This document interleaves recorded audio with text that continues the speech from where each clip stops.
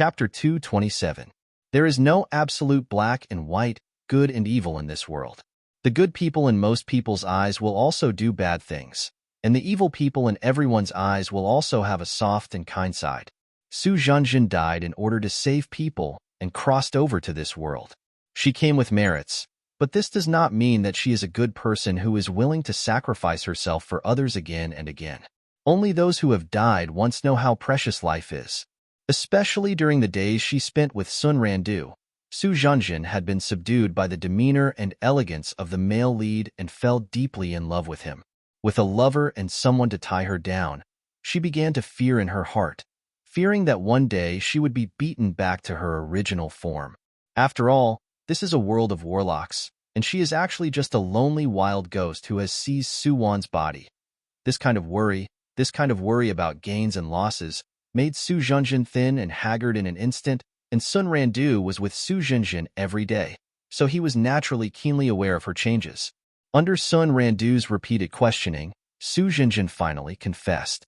She naturally wouldn't say that she was a lonely wild ghost, and she couldn't take the initiative to tell Sun Randu that this was the world of a novel, and her current identity was just a cannon fodder supporting female character. What she told Sun Randu was another story. This story went like this. Su Wan actually had a twin sister, but she died in the womb before she was born. Because of her full-in physique, her sister's soul had been sleeping in her body. Until not long ago, her body suddenly changed and her sister's soul suddenly appeared. Then, the yin chi in her body leaked out. Her sister and an old ghost took her to Mount Mao, and then met Mayu halfway. Su Junjin's original intention was just to hide her true identity. She said to herself that she didn't mean to deceive people. Moreover, Su Wan couldn't return to her body now. She was really just a ghost, and she was still with Mayu. A strong man like Mayu was willing to protect her. She was already a very happy person, so she shouldn't want to get her body back. Moreover, she doesn't like Sun Randu, so she shouldn't steal Big Brother Sun from her again, right? It had to be said that Su Junjin's idea of deceiving herself was quite good. It's just that she only stood in her own position and never considered for others. Learning that the suspicious Su Junjin was indeed a ghost, Sun Randu's expression immediately changed drastically. Why couldn't he see through her real body? Could it be that her cultivation was already so high? It has to be said that Sun Randu was very shocked at this time. Senior Brother Kwang, we must save Senior Brother Ma. Yiyuchi, who also learned the truth, was concerned about Ma Yu's safety. That female ghost, it must be that female ghost who confused Senior Brother Ma. Yiyuchi remembered that Mayu told her that he already had a lover, but after she told her father contacted the Ma family, but they said that Mayu had never dated any girls. Furthermore, when Senior Brother Ma left that day, he looked very haggard. It was obvious that the female ghost had absorbed his yang qi. Yes, we can't let her continue to wreak havoc in the world. When Sun Randu heard Yiyuchi's words, he couldn't help but think of his divination that day. He was just one step away from killing her that night. Her cultivation should be very strong, and she has absorbed so much spiritual power along the way. I'm afraid that I'm not her opponent at all right now. Sun Randu naturally wanted to kill the female ghost, but he was also afraid that he didn't have the strength to do so now. Senior Brother Kwang, I'll help you. Yiyuchi looked at Sun Randu with a firm gaze. I know a secret passage that leads to Jiuxiao Wanfu Palace. There is a magic tool left behind by the ancestor in the main hall of Wanfu Palace. It can definitely help you kill the female ghost and save Senior Brother Ma. In order to save Mayu, Yiyuchi also went all out. She accidentally discovered that secret passage when she was a child.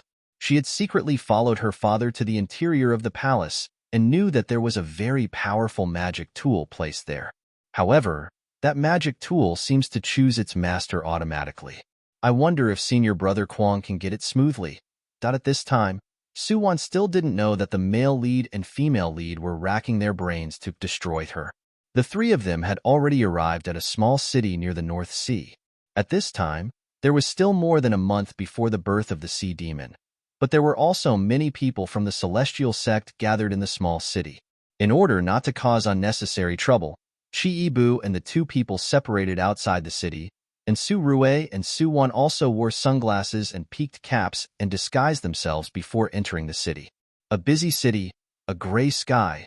The busy people in this city didn't realize that the sky above the city was already filled with demonic energy.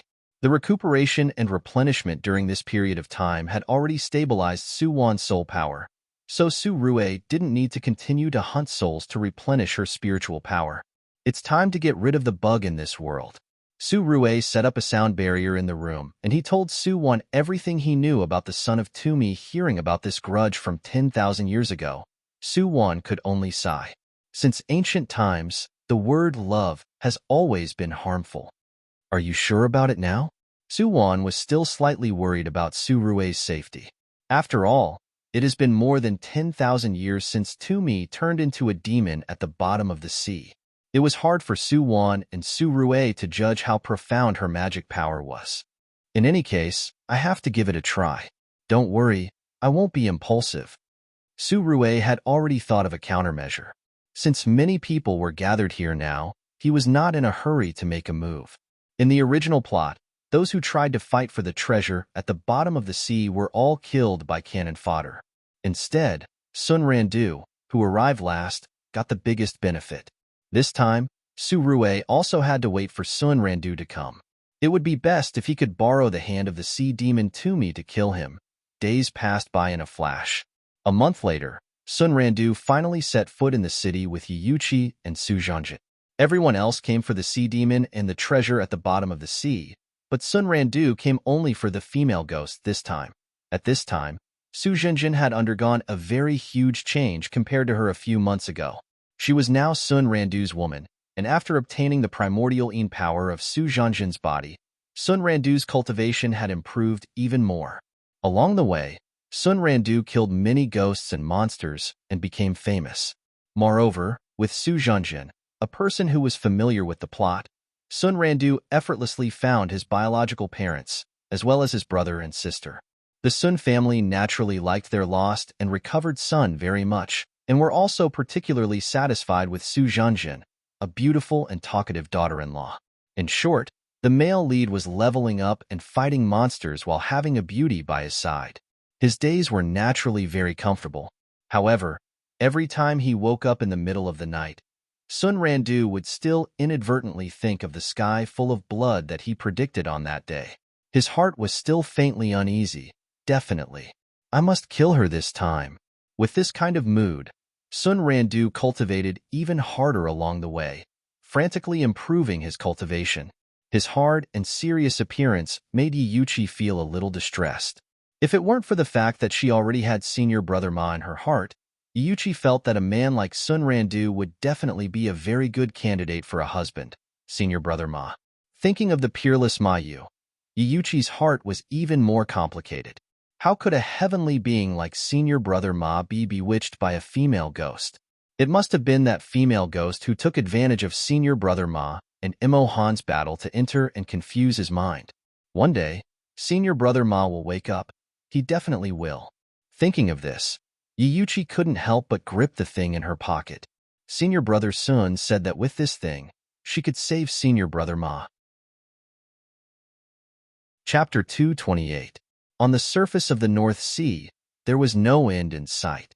The moon rose high, and the water of the North Sea turned a strange red under the moonlight. The North Sea changed color. The sea demon was born. That night, countless warlocks poured into the shore of the North Sea. They all came to kill the sea demon and search for treasures.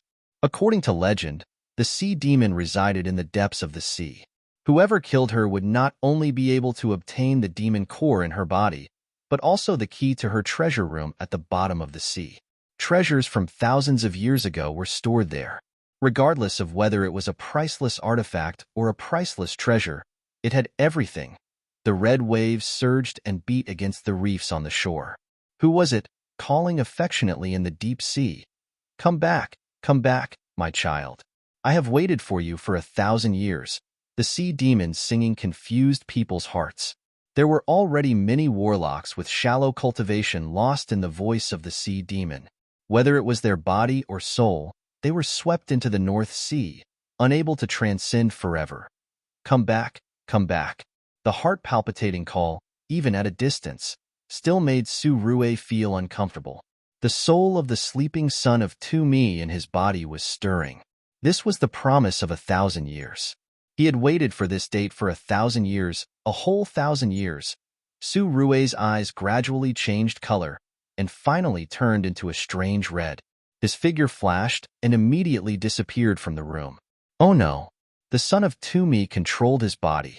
The Black Dragon King's expression changed greatly, anxiously pulling at Su Wan's trousers. I saw it.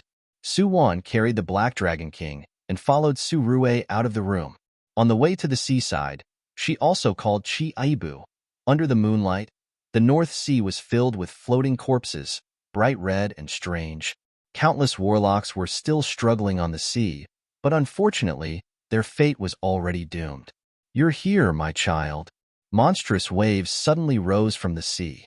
After the huge waves, the red North Sea was automatically divided into two sides. A bright red figure, from the depths of the sea, curled up.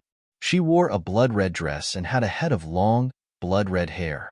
Even her eyes were a soul-stirring red. Ever since the moment the Dark Emperor had abandoned her, her entire world had turned red. That bright red color was her heart's blood.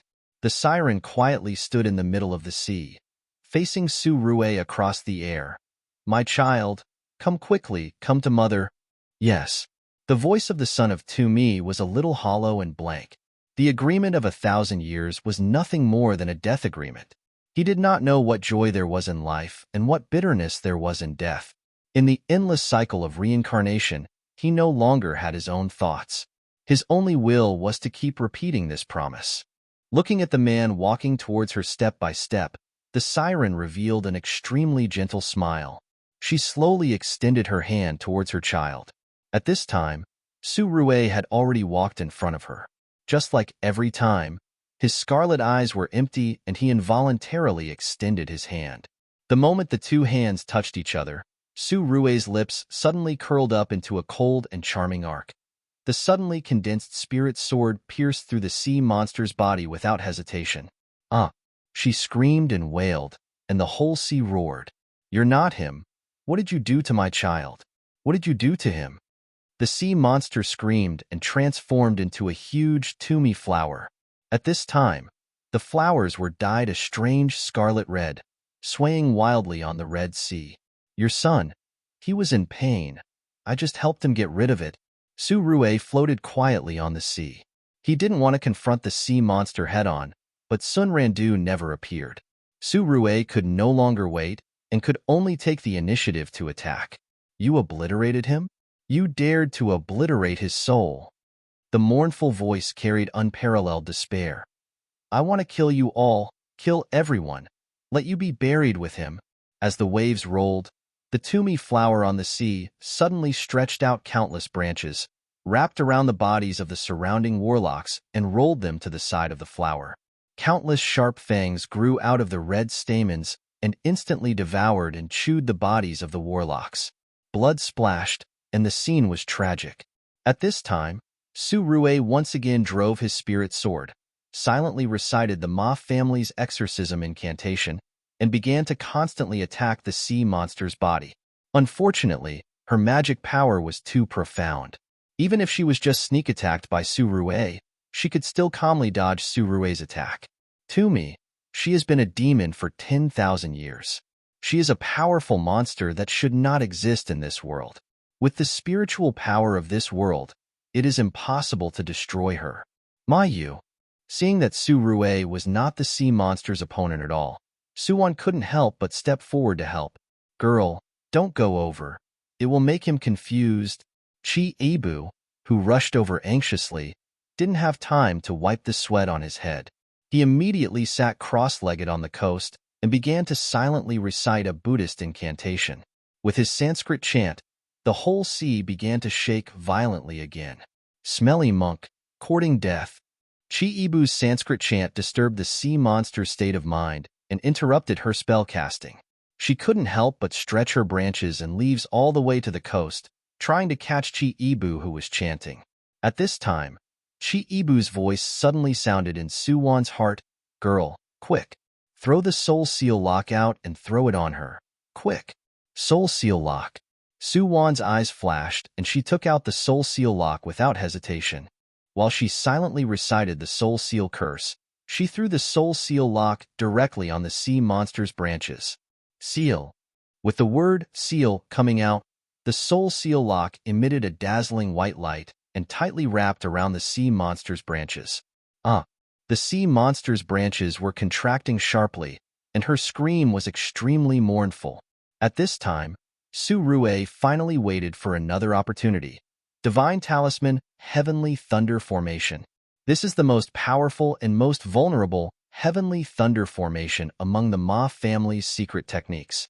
Its power is boundless. As long as this blow is completed, the sea monster will definitely be seriously injured by him. As long as she is dealt with, the order of the world will return to normal. The dark night sky was illuminated by a flash of lightning. Rumble. The sound of thunder was deafening. Spare her under the knife. No, spare the demon under the thunder. Chiibu on the shore saw that Su Rue was planning to use the Ma family's secret technique. He immediately shouted again and rushed over recklessly. Unfortunately, he was always one step too late. Rumble. 9 bolts of heavenly lightning poured down, all hitting the siren's body. At this time, her body was being controlled by the soul sealing lock, so she couldn't use any protective spells. The swaying branches were about to be burnt to ashes by the heavenly lightning, but at this moment, a fat figure suddenly rushed into the heavenly lightning array. Chiibu. Su Wan and Su Rue were both shocked, but unfortunately, the formation had been completed and could not be taken back. The heavenly thunder hit Chiibu's body. His eyes suddenly rolled and he fainted, and from his body, the soul of another person floated out. Evil Emperor. You are Evil Emperor? The sea monster's voice kept trembling. That drifting soul was an incomparably handsome red-clothed man. To me, I have been looking for you for a long time. The evil emperor's voice was low and hoarse. Some people, you will only know what they mean to you after you lose them. The evil emperor had killed countless people in his life. He knew that one day he would die on the battlefield and go to hell, but he was not willing. Because he had lost his lover, he wanted to get her back. So his soul floated in the world and refused to leave for a long time. And because his life's sin was too heavy, the soul of the evil emperor was not tolerated by heaven. In order to find Tumi, he had to live his soul in someone else's body. It was also at that time that he met Chiibu. No, Chiibu at that time was not called Chiibu. He was a good man for 10 lifetimes, the kindest person in the world. The evil emperor had been following him for a lifetime, just to find Tumi's soul and then take her away from this world. Tumi, I have been looking for you for a long time, really for a long time. Come home with me, okay? Go home? Home? What is it? The lightning in the sky dissipated and Tumi's body gradually returned to its original appearance. The soul-sealing lock locked her demon power, and the evil emperor awakened her soul. With a fluttering white robe, Tumi stood on the sea and quietly looked at the man in front of her. Evil emperor, I can't go back. I can't go back. I killed him. I killed our... No, he's still alive. The evil emperor interrupted Tumi's words. It's just his remnant soul in this world. Tumi, have you forgotten? We don't belong to this world anymore. She had slept for too long and had forgotten many things that she should have remembered. Chapter 229. Tumi left with the evil emperor in the end, and the two figures dissipated above the gradually calming North Sea. Chiibu just fainted, and his whole body did not suffer any harm. On the contrary, Su Rue was suffering from the backlash of spiritual power because he forcibly activated the heavenly thunder formation. At this time, his face was particularly ugly, and there was a faint trace of blood on the corner of his mouth. Su Wan grabbed Su Rue's hand and wanted to input her spiritual power into him, but Su Rue waved his hand at Su Wan. I'm fine. I'll be fine after resting for a while. Try to contact the headquarters and see if the bug has been fixed. Yes. Su Wan immediately closed her eyes and concentrated on contacting the headquarters. Right at this time, a voice suddenly interrupted Su Wan's transmission of spiritual power. Miss Su, What happened to Senior Brother Ma?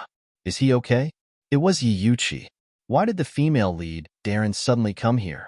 Suwon had no choice but to open her eyes, and Yuchi's slim figure immediately appeared in front of her.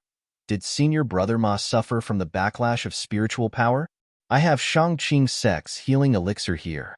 Miss Su, please help me feed him some. Suwon naturally saw Yuchi's thoughts towards Surue. Knowing that she would not harm Surue, Suwon stood up and slowly came to Yuchi's side. Give me the medicine. Yuchi looked at Surue, who was sitting cross-legged behind the two people, and then looked at the familiar face in front of her. This was a harmful female ghost, so he couldn't be soft-hearted. She slowly reached her hand into her bosom. Her eyes flashed, and she quickly took out a talisman. Freeze. Yuchi wanted to fix Suwon once, but unfortunately, at the moment when her eyes changed, Suwon, who had been vigilant, immediately retreated and used her spiritual power to build a protective shield. Her whole person retreated safely and was not plotted against by Yuchi. Seeing that she had failed, Yuchi, who didn't have any spiritual power, naturally retreated quickly. At this time, Sun Randu had already jumped over.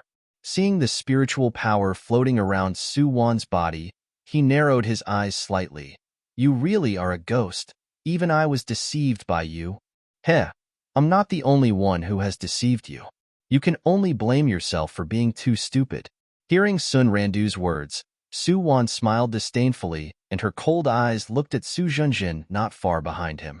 Su Zhenjin was glanced at by Suwon and immediately lowered his head guiltily. Stupid? Sun Randu did not pay attention to the deeper meaning of Suwon's words. Seeing that Mayu behind her had already opened his eyes and stood up, in order to avoid complications, Sun Randu immediately summoned the ancient magic weapon he obtained in Jiuxiao Wanfu Palace, the demon refining pot. It was the demon purification pot. When he saw the small and quaint copper pot in Sun Randu's hand, the Black Dragon King couldn't help exclaiming in his heart, Little Yeya, your wife is dead for sure this time. That is the ancient divine weapon, the demon refining pot, which can refine everything in the world. A mere wisp of soul was extinguished the moment it entered the pot. Sun Randu, you dare. Hearing the Black Dragon King's words, Su Rue's expression immediately turned sinister. He stepped forward and protected Suwon behind him. Wife, undo the Black Dragon King's soul seal curse. Okay.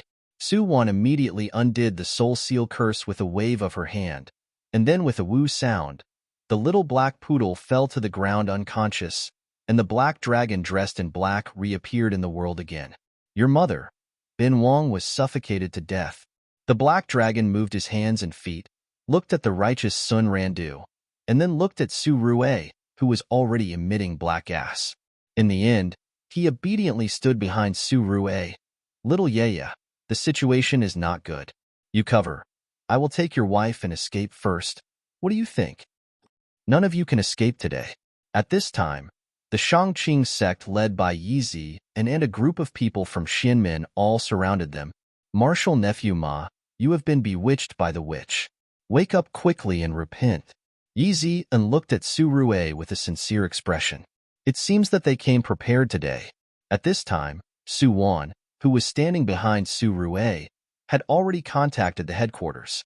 After confirming the mission, it would still take some time for the transmission. She didn't know if she could survive this period of time, but, Mayu, you go. You and I walk different paths. In the end, we can't be together. Suwon suddenly spoke. Her tone was particularly low. Even if she couldn't drag it out until then, she would at most die in this world and her soul would be injured. She couldn't let Su Rue violate the rules of the headquarters because of this. The punishment for violating the rules was too severe. Suwon believed that Su Rue could understand which was more important. In fact, how could Su Rue not understand? Suwon's approach was right. She was always so rational, but he couldn't do it. How could he just watch someone hurt her in front of him? This, absolutely not. Be good, step back. Su Rue smiled. At this time, his pupils were already stained with the color of blood. Unlike the blood-red color of Tumi's son, Su Rue's red eyes were filled with endless killing intent and ferocity. He, who crawled out of a mountain of corpses and a sea of blood. How could he be afraid of these ignorant warlocks in front of him? The aura of darkness began to spread endlessly in all directions. Sun Randu, who felt extreme danger, immediately narrowed his eyes, and the demon refining pot in his hand was thrown out. "Black Dragon, get on me!" At the critical moment, Su Rue suddenly shouted. Roar! With a heaven-shaking dragon roar, the black dragon transformed into his original body, his huge figure blotting out the sky and covering the moon, instantly merging with Su Rue's body. Kacha! White lightning streaked across the sky, and after bursts of thunder, there was an endless violent storm. The Dragon King, who had been silent for thousands of years, what was his true strength? Demon refining pot? Heh. In the midst of the storm, a handsome man with long black hair gently waved his hand, and the demon refining pot, which was sealed as a divine object, immediately fell into his palm. The real demon refining pot. Bin Wang has used it to drink wine, let alone this imitation. Crack. With a soft sound, the demon refining pot that everyone was looking forward to was directly crushed into pieces. Black Dragon King, did you see it? Did you see it? This is this king's true strength. Us lowly mortals can only kneel down and submit to him. Su Rue, shut up. With a cold shout, Su Rue's long black hair quickly became short again, returning to his original appearance. Black Dragon King, will you die if you let Bin Wang act pretentiously for a while? Little Yaya and whatnot are the most annoying today. All of you are going to die. Su Rue landed on the ground, his back facing Su Wan, and once again condensed his spirit sword. At this moment, his spirit sword was constantly entangled by the red evil spirit and the black aura of darkness, emitting an endless aura of death. Xiao Wan, I swore to myself that I would never allow anyone to hurt you, especially in front of me. If he didn't kill all the people in this world, the tyranny in Su Rue's heart couldn't be quelled at all. At this time, after the thunderstorm, the moon in the sky was blood red. This is Sun Randu stared blankly at Su Rue, whose evil spirit soared to the sky. At this moment, he finally understood that the monstrous blood color he saw that day, the person the great karma technique guided him to find that day, was not that female ghost, but Ma Yu in front of him. Is this the so-called fate? Su Wan stared blankly at Su Rue's back. For the first time, she took the initiative to cut off the transmission from the headquarters. Xiao Wan, be good. I'm here to take you home. That was the first time she met Su Rue, and that was the first sentence Su Rue said to her. That was the first point where they met in this life. Gloomy eyebrows, bloodthirsty eyes. Supercilious and ferocious, it was the General Su in her memory. Su Rue. She couldn't help but call out his name. I'll accompany you. I'll accompany you to watch the destruction of this world. I'll accompany you to slaughter in the mountains of corpses and seas of blood. I'll accompany you to accept the punishment from the headquarters. We were separated once, and from now on, it is necessary for us to never be separated. Fool. Su Rue gently turned around and hugged Su Wan tightly in his arms. You are Su Wan. How can my wife be so irrational? I'm waiting for you to go back, to save me. As he spoke, Su Rue lowered his head and kissed Su Wan's lips deeply. His other hand condensed spiritual power and gently patted Su Wan's back. She immediately fainted in his arms. Wife, you'd better not look at these bloody scenes. You can sleep in peace. Putting Su Wan on the ground, Su Rue gently kicked Chi Ibu, who had been unconscious. Hey, stop pretending. Help me look after my wife. Otherwise I'll chop you up too. Chapter 230. This night, Beihai was still red. The blood of the warlocks dyed the sea a blood-red color, and this was just the beginning. The Black Dragon King's soul had already come out of Su Rue's body, and now he no longer dared to call him Little Yaya easily. Your mother, Bin Wang, has lived for tens of thousands of years and has never seen such a ferocious human being. The degree of ferocity was simply outrageous. Not only did he kill those warlocks with his own hands, but he also enslaved their souls and instructed their souls to kill the mortals of the entire world. A good world turned into a hell on earth overnight. How many people's families were destroyed? How many souls were better off dead? Not enough, far from enough. The Shangqing sect, which was once full of spiritual power, has now become a dead mountain. There were no living creatures on the mountain and at the foot of the mountain. He didn't even let a bird go. So ferocious and inhumane, the Black Dragon King had no choice but to admit defeat. Your mother, the human world is too dangerous. Bin Wang should go back to the Dragon Abyss and cultivate properly. Sun Randu, don't you like catching ghosts very much? In a blood-red and empty city, Su Rue smiled and snapped his fingers. Immediately, several souls flew out trembling. They were Sun Randu's relatives. Now, they were nothing more than broken souls. Of course, they didn't die too miserably. General Su never liked to torture people in detail. He usually beheaded them or dismembered them with 5 horses. He didn't like troublesome things like death by 1,000 cuts. You beast. At this time, Sun Randu was still alive, but all the spiritual power in his body was sealed by Su Rue. Now he was just an unarmed, ordinary person. You can curse as much as you want, curse all the dirty words you can think of. Sun Randu, do you know? I've lived for a long time. I've been to many worlds. I've seen many people. You are the first person who dared to attack my woman in front of me. As he spoke, Su Rue's red eyes flashed and a bloodthirsty smile appeared on his face. You actually want her to die? If you want her dead, then I'll let your entire sect, your entire family, and everyone related to you in this world die. As he spoke, Su Rue suddenly took out a stack of talismans from his bosom, and then he snapped his fingers again. Immediately, a group of souls of the warlocks he had enslaved automatically formed a formation. As those talismans burned, the ghosts of the Sun Randu family began to scream miserably. Their souls were burning, and as they burned, countless souls were summoned. This was the Ma family's spirit summoning technique. By burning the souls of their loved ones, they could summon the spirits of the other heroes who had been slumbering underground. Some of those spirits had been sleeping for 100 years, but this time they were all summoned. Almost all the people who appeared in the Sun family's genealogy appeared here. One should not blame one's wife and children, but one should not blame 3 generations. At this time, Sun Randu's eyes were already blood-red. I, Sun Randu, have followed Master to learn martial arts and entered the Shinmin sect all my life. I have never killed a ghost in vain.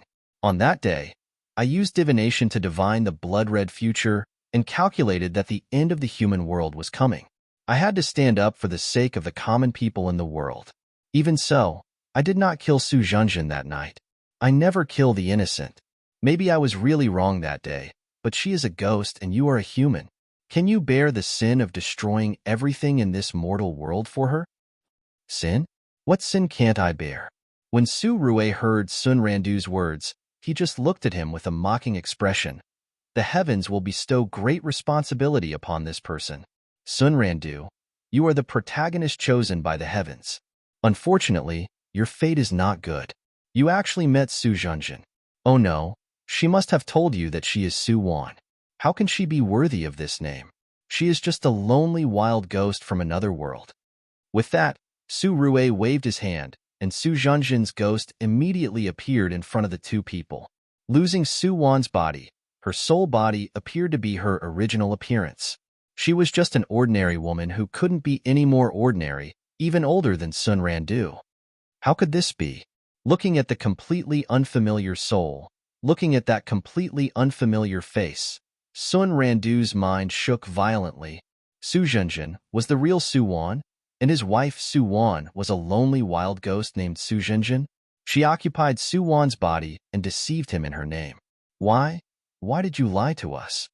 At this time, the female lead Yi Yuqi, who was left to the end by Su Rue like Sun Randu, looked at Su Zhenjin with bloodshot eyes. They were all deceived by her. She said that Miss Su, who followed senior brother Ma, was a female ghost.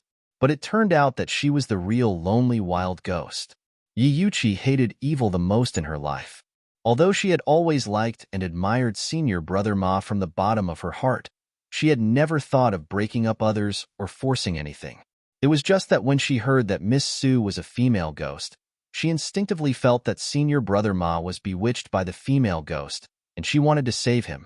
Yi Yuqi never thought that everything would end like this. The color of blood is just right tonight. I'll tell you too a story. Seeing Yi Yuqi's tears of blood, Su Rui's eyes flashed and he slowly opened his mouth with a low smile. This story has a name called The Strongest Warlock. Su Rui slowly narrated everything in the original plot in a cold voice. Not only Yi Yuqi and Sun Randu, but even Su Zhanjin and the Black Dragon King were stunned. It wasn't until this moment that Su Zhanjin realized that she was not the only one who had mastered the plot. That's it.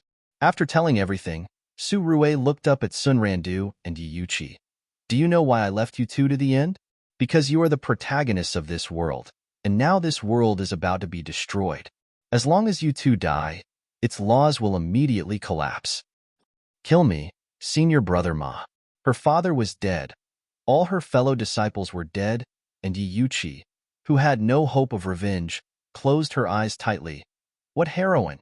She would rather be just an ordinary person. An ordinary warlock who could subdue demons and eliminate demons. If the price of being a protagonist was to experience many tribulations and setbacks that others did not have to experience, she would rather be just an unknown passerby. As you wish. Su Rui waved the spirit sword in his hand and immediately pierced Yi Yuqi's body. In the air, the smell of blood became stronger. Sun Randu, you are the only one left. Are you afraid of watching others wail and die one by one? Oh, by the way, you are the male protagonist. You are the strongest warlock. You have amazing perseverance. How can you be afraid? Su Rui raised his hand and took out his Yuling dagger and spun it a few times in his palm.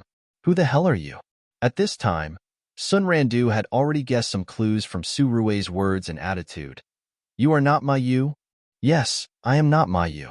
Su Rui nodded. He raised his hand and ignited all the true fire talismans he had collected from the Ma family, and a hellfire immediately appeared in front of him. All the souls were being burned. Randu, save me. Save me. Su Zhanjin's soul kept struggling in the hellfire, begging bitterly. But Sun Randu only stared at Su Rui's eyes, his eyes filled with unforgettable hatred. Tell me your name. Even if I turn into ashes, I will find you for revenge after 100 lifetimes. My name is Su Rui. Su Rui's dagger fell on Sun Randu's arm, leaving a bloody mark. Do you know, I'm most afraid of trouble, but I don't mind tearing you into pieces. Heh, hee. Hearing Su Rui's words and feeling the flesh and blood in his body being cut away piece by piece, Sun Randu's eyes became colder and colder. I remember you. I don't need it.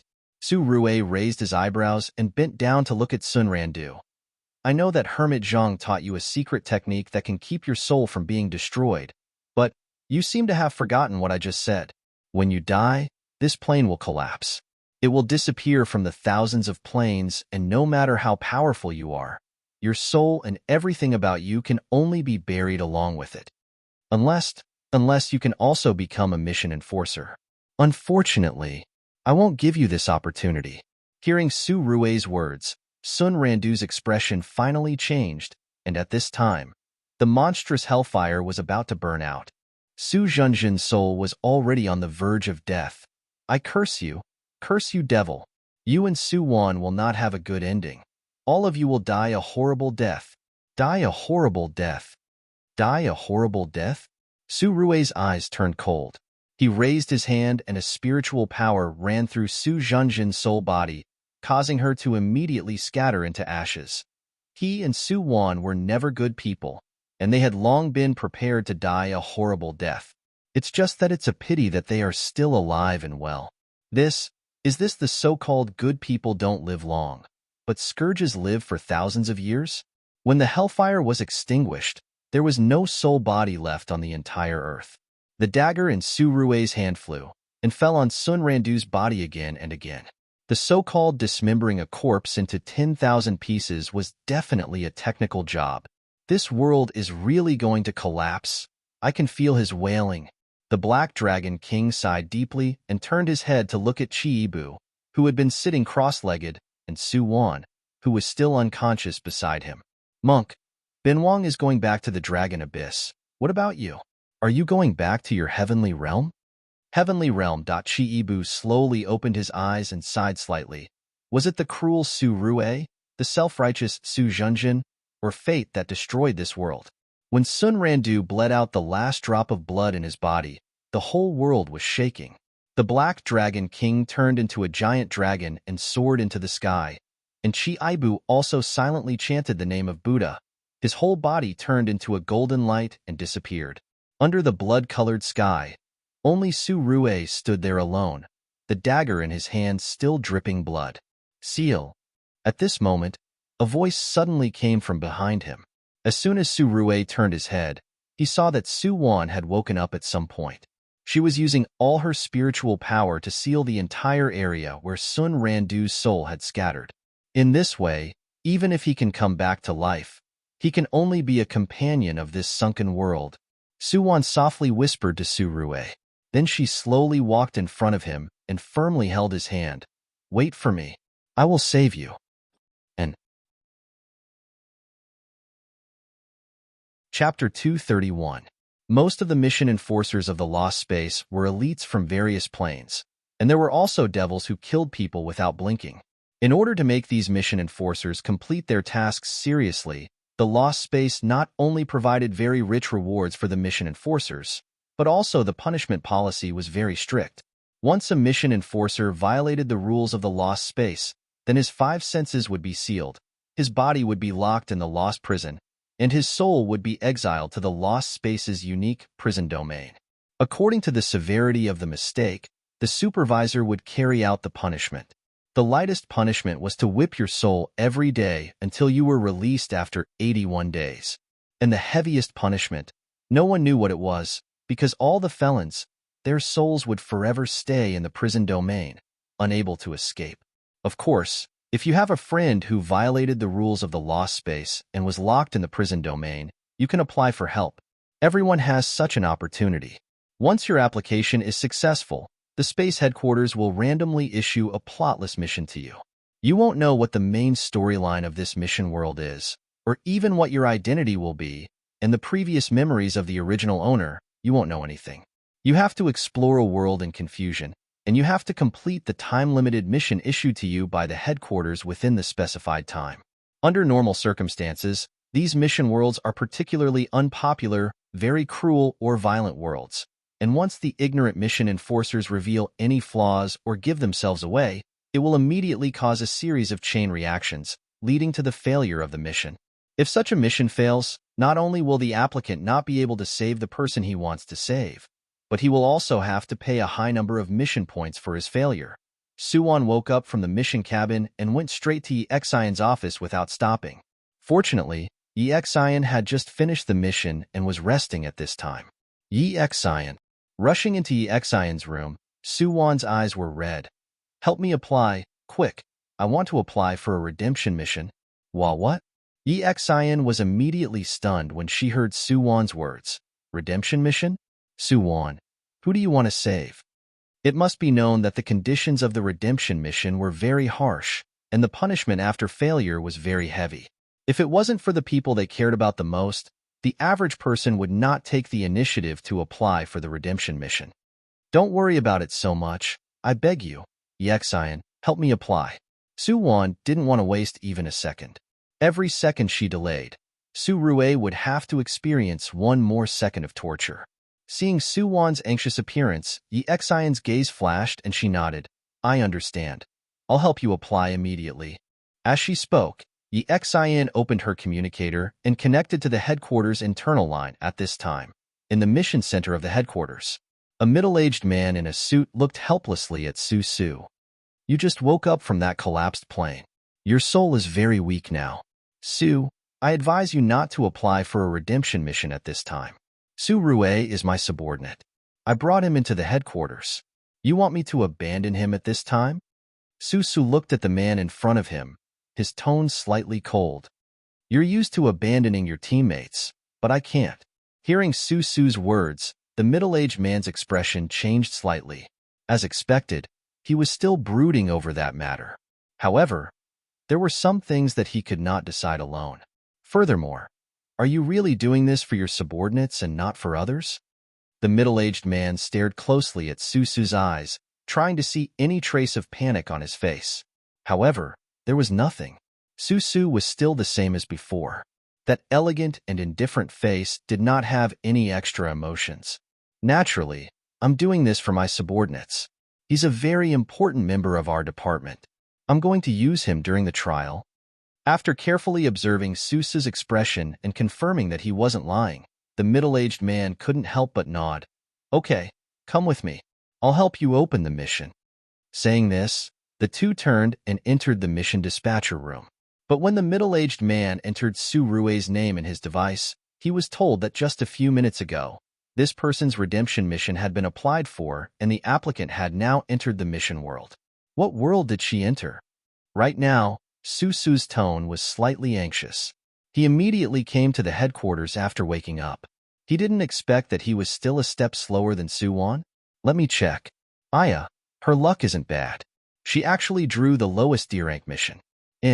But this world is also quite interesting. Someone had drawn it before but still failed in the end. What is it? Can I? Before Susu finished speaking, he was interrupted by the middle-aged man. You really can't continue to enter the mission world in your current state. I advise you to dispel this unrealistic idea. The higher-ups won't let you mess around again. Hearing the middle-aged man's words, Susu's eyelashes trembled a few times, and the corners of his mouth carried a faint smile. Okay, I understand. You should tell me which world she entered, right? Getting away with it. The middle-aged man softly spat out these words. Right now, Mission World. Mission Enforcer Suwon successfully connected to the Redemption Mission World. Getting away with it. The time limit for this mission is 30 days. Mission objective, survive. In her mind, the headquarters system's voice gradually faded, and Suwon also slowly opened her eyes. This was a single ward, and she was lying on the hospital bed at this time. Suwon slowly sat up. She first looked down at the clothes on her body. It was a blue striped hospital gown, and beside her hospital bed, there were some fruits and supplements, and even a lot of small gifts and heart cards. Outside the window, the yellow leaves were falling. It was obvious that it was autumn now. Was she a patient now? And she should be a patient with some family property and status. Suwon looked up at her hospital bed, which had her personal information, Ward 56.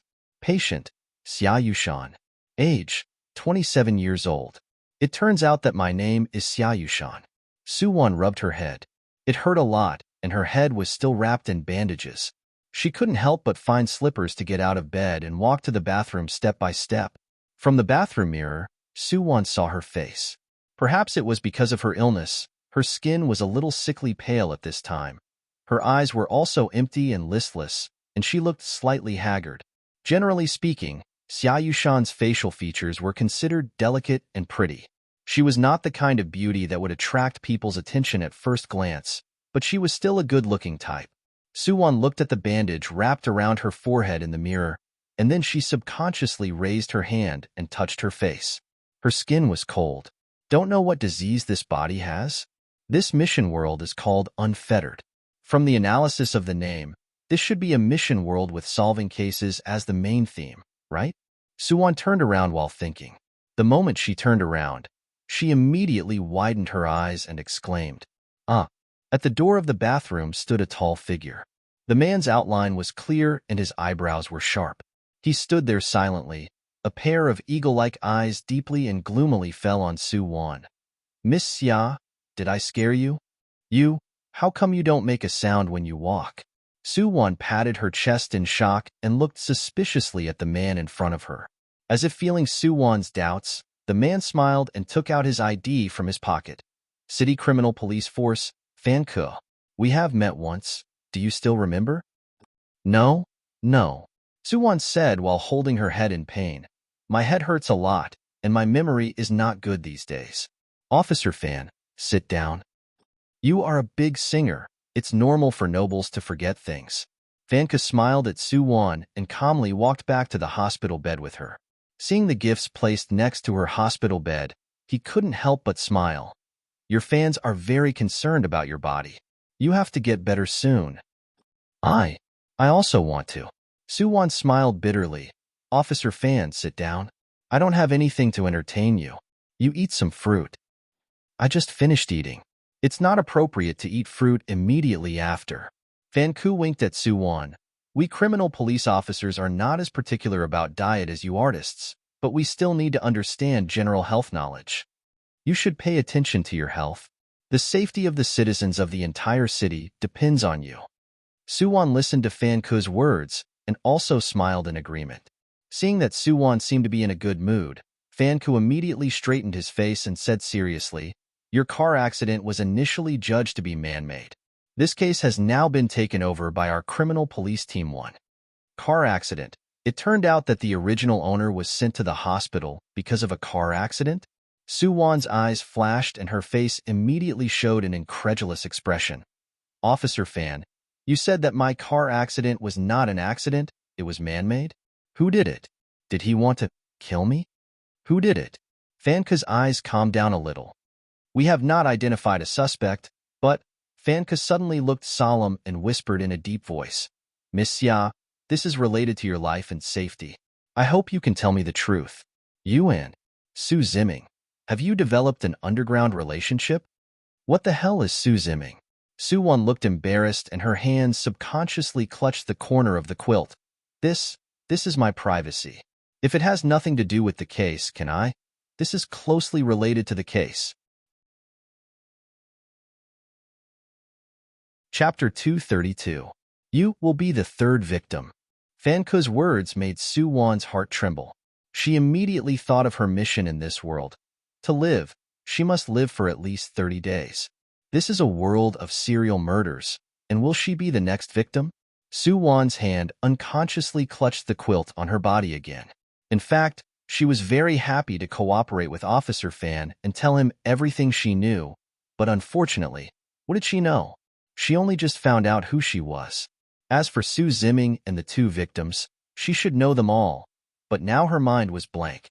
She didn't know anything, and she couldn't let anyone know that she didn't know anything. "Officer Fan, I want to be alone." Suwon finally took a deep breath and looked at Fanku hesitantly. "Can you leave your phone number with me? I'll call you when I think about it." "Okay." Fanku tore a piece of paper from the notepad he carried with him and wrote his name on it in a flamboyant manner. "Miss Xia, you can call me at any time, remember, at any time." Repeating the word "at any time," Fanku slowly got up. "I'll go first. You have a good rest. And, by the way, actually, I'm also your fan." With that said, he smiled at Suwon and then strode away. Hearing the sound of the door closing and confirming that Fanku had left, Suwon immediately began to rummage in the cabinet next to the hospital bed and soon found the bag and mobile phone belonging to the original owner. Xia Yushan's mobile phone was a very expensive lady's smartphone. Unlocking the page required a password or fingerprint identification. Suwon tried it with her finger, and the fingerprint that unlocked the phone was the fingerprint of her left little finger. After unlocking, a picture of a man's back appeared on the screen.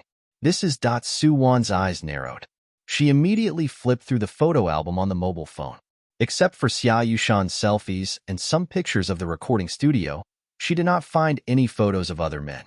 Then Suwon flipped through Xia Yushan's text message records, WeChat moments, and her mobile phone address book. The first important contact person noted in the mobile phone was called Big Sister Zeng, Xia Yushan's agent, while the other important contact person noted was only a number. He doesn't even have a name. Could he be the Su Ziming that Fanka mentioned? Suwon was in a daze when her phone suddenly rang. Seeing Big Sister Zeng's face flashing on the screen, Suwon immediately pressed the answer button. "Big Sister Zeng?" "Yushan." Sister Zeng's voice was a slightly hoarse mezzo-soprano. "I'm on my way to the hospital now. What do you want to eat for lunch? I'll bring it to you. Whatever. I don't have a good appetite." "All right. I'll buy it as I see fit." Big Sister Zeng's words and actions were swift and decisive. Seeing that she hung up the phone, Suwon leaned back on the hospital bed, used her mobile phone to go online, and entered the words Xia Yushan in the search engine. Soon, detailed information about the female singer Xia Yushan appeared in the encyclopedia. Xia Yushan, who debuted 3 years ago, was considered an older female singer, but fortunately, her voice was particularly light and agile, and she was also delicate and pretty. As soon as she debuted, She was called Heavenly Voice and Bare-Faced Little Empress. It can be said that Xia Yushan has been smooth sailing from her debut to her popularity in the entertainment industry without any twists and turns. Was this luck? Or was there some unknown unspoken rules? Suwon immediately entered the words Su Ziming, and countless messages about Su Ziming popped up. Of course, the most eye-catching one was the very handsome recent photo. Su Ziming, the eldest son of Baichuan Group, heir to a 10 billion yuan fortune, died in a car accident 6 months ago. Dead? Suwon searched a few more news articles, and then slowly had some clues. Su Ziming was a rich second generation, a handsome, rich second generation who liked to invest in the entertainment industry. It was unknown how many female stars would break their heads to curry favor with such a man, but Su Ziming had emotional cleanliness. He had been in the entertainment industry for so long, but he had never been involved in a scandal with anyone. Moreover, in an interview with the media, he had publicly stated that he would never marry a female celebrity in the entertainment industry because he was a very traditional man, Su Ziming. Suwon closed the webpage and stared at the photo on her mobile phone screensaver. This man who only showed his back, was it him? Not long after, Big Sister Zheng hurried to Suwon's ward with a lunchbox. "You're here?"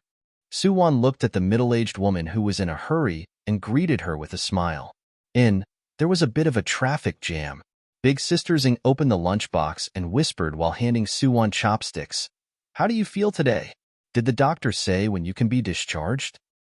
"I want to be discharged today," Suwon replied. As a result, when Big Sister Zheng heard her words, she paused.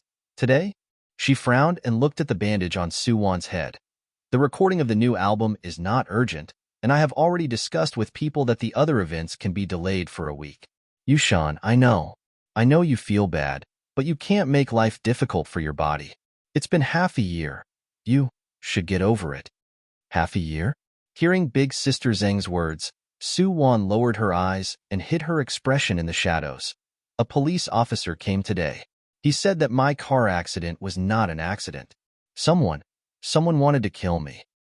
"What?" Hearing Suwon's words, Big Sister Zheng, who had always been calm, couldn't help but stand up in panic. What should I do?" "Big Sister Zheng?" Feeling Big Sister Zheng's panic, Suwon couldn't help but raise her head and look at her deeply. "Big Sister Zheng, are you okay?" "No, I'm fine." Big Sister Zheng put away her flustered emotions, grabbed Suwon's hand and looked at her fixedly. Since the police came to the door, then you should stay in the hospital to recuperate. Yushan, the circle hasn't been peaceful recently. It's safer for you to stay in the hospital." The disappearance of Lin Lulu and Tong Xinyao one after another had now become a hot topic. Others didn't know the relationship between the two people, but Big Sister Zheng knew. Both of them, like Xia Yushan, were once Su Ziming's secret girlfriends. The waters of the entertainment industry were deep. Su Ziming looked like a gentleman on the surface, but wasn't he actually a playboy? Hearing Big Sister Zheng's words, Suwon hesitated and nodded. "Okay, I'll stay in the hospital, but, Big Sister Zheng, that police officer asked me about Su Ziming. How should I answer him?" "Don't say anything." Big Sister Zheng's expression immediately became very solemn. "You are now on the rise. Once you have something to do with him, people will definitely say that you relied on him to get to the top and that you were taken advantage of by him. Your reputation will definitely plummet because of this. This circle is like this. When it comes to men and women, they will always think of the exchange of benefits. No one will believe that you really love each other. And he has been dead for half a year. As long as you don't admit it, the police will not force you on this matter." "Oh, I understand." Suwon nodded. Seeing that she listened to her words, Big Sister Zheng nodded with relief. "You should eat quickly. It won't taste good when it gets cold." And Suwon lowered her head and ate gloomily. But in her heart, she was secretly sorting out the clues she knew. Big Sister Zheng was an insider. She should know Xia Yushan's affairs the best, and she seems to be afraid of something now? Su Ziming and Xia Yushan used to be lovers, and they seem to have a deep relationship. At least, Xia Yushan still doesn't seem to be able to forget him. As for Lin Lulu and Tong Xinyao, Suwon also checked online. The two were not very famous actresses, and they should also be inextricably linked to Su Ziming. Everything seemed to be involved with that Su Ziming, but he was already dead. Then the question now was, how did Su Ziming die? Was it really an accidental car accident? What was the relationship between the mastermind behind the scenes and Su Ziming? Why did he hunt down all the women related to Su Ziming? Su Wan's heart was in a mess, but she knew that what she needed to do most now was to keep calm and recuperate. Chapter 233. After Big Sister Zing left, a nurse came to change Su Wan's dressing and asked her for a few autographs. When Su Wan was the only one left in the ward, she checked a lot of Xia Yushan's information and also looked at the original owner's diary and official Weibo. Now she is Xia Yushan. She can't reveal her flaws in front of anyone, because, in the unknown world, danger is everywhere. Su Wan had experienced too many worlds. She was very vigilant, especially in a world like this. There was no one around you that you could truly trust. After memorizing her information, Su Wan felt a little headache. She lay on the hospital bed and fell asleep again. When she woke up again, it was already dark. The lights in the ward were on. Su Wan picked up the phone on the bedside, but found that the phone was out of battery. And she frowned and finally found the charger in her bag and charged the phone. Because it was evening, there were not many figures in the garden downstairs of the hospital. Su Wan stood in front of the window, holding the curtains in her hand, quietly staring at the scenery outside the window. Suddenly, she felt a chill on her back. The feeling of being spied on made her hair stand on end. Who? Su Wan abruptly turned around.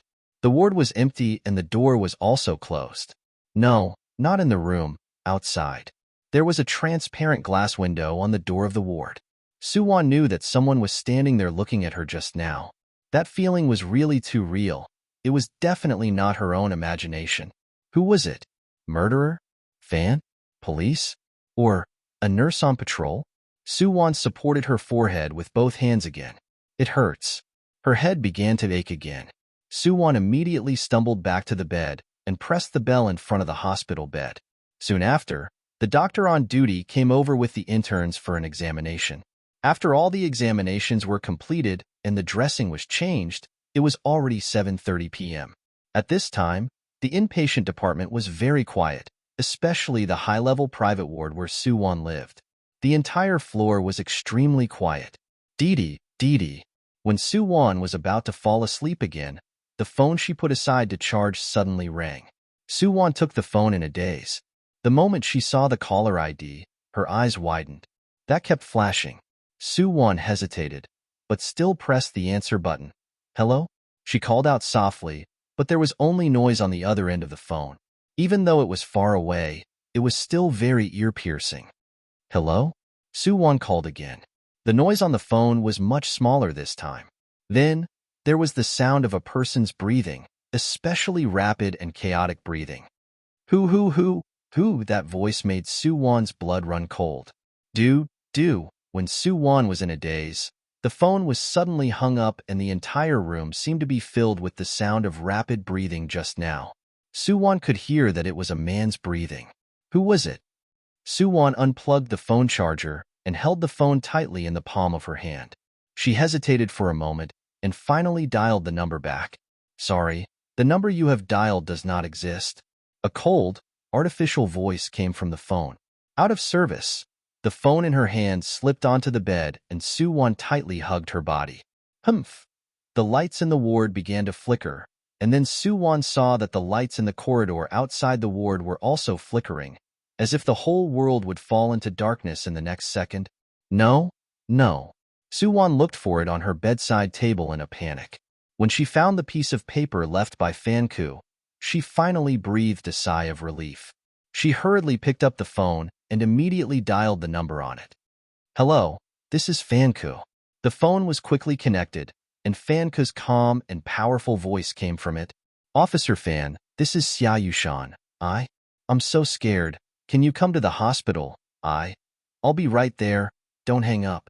As if feeling the panic in Su Wan's mood, Fan Ku couldn't help but soften his voice. I'm not far from your hospital now. And why don't you sing me a song? I'm really your fan and I like your song Summer in a Dream very much. Summer in a Dream was Xia Yushan's famous song, and the lyrics of this song were also written by her. It had to be said that Xia Yushan was really a talented woman in music. Unfortunately, Suwon didn't know anything about music. Officer Fan, I'm scared. I can't sing. Suwon's voice kept trembling. I feel like someone is staring at me. It's so scary. I'm really scared. At the end, there was already a hint of sobbing in her voice. Hearing her voice, there was a pause on the other end of the phone. After a few seconds, suddenly a song floated out of the phone. No matter how far you go, I will wait for you in the same place. Waiting for you in every summer. This was Fanku's voice. Suwon didn't expect him to really be a fan of Xia Yushan. This song was sung with a low and sexy male bass voice, and it had a special affection. Under the sycamore tree, you smiled and said forever. It turned out that it was the summer in my dream. As the last note of the song fell, the lights in the ward went out, and the door happened to be pushed open at this moment. In the darkness, Fanka's figure looked extremely tall. Don't be afraid, the hospital's power supply system is just out of order. It will be fine soon. As soon as he entered the door, he immediately comforted Suwon in a low voice. Fanka couldn't see Suwon's expression in the darkness. He walked to the hospital bed step by the light of his mobile phone and sat down gently by the bed. Officer Fan, am I going to die? Suwon suddenly spoke, her sweet voice carrying a trace of despairing coldness. No, you won't. Fanku shook his head and raised his hand to grab Suwon's hands in the dim room. I will protect you.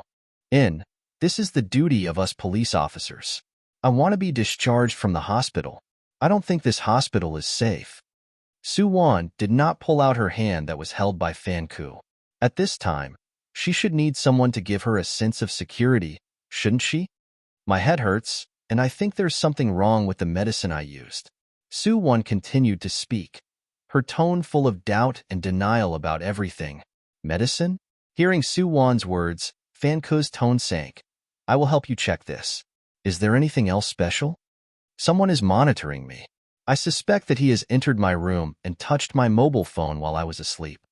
Suwon pulled her hand out of Fanku's hand and handed her mobile phone to him. I slept in the afternoon and slept very soundly. When I woke up, I found that my mobile phone was out of battery, but it still had 3 bars of battery before I went to bed. The mobile phone must have been touched by someone, or even maybe it was tampered with, such as installing a tapping device or a surveillance camera or something. Suwon won't tell him everything. She can't be too stupid in front of Fanku, but she also can't make herself look too smart. Chapter 234. Not long after, the lights in the ward turned on again, and Suwon saw Fanku's messy clothes by the bed. It was obvious that when she called him, he had already fallen asleep. Officer Fan, you? Fanku tidied up his shirt. I've let Miss Xia laugh at me. I've been busy recently and haven't had a good rest.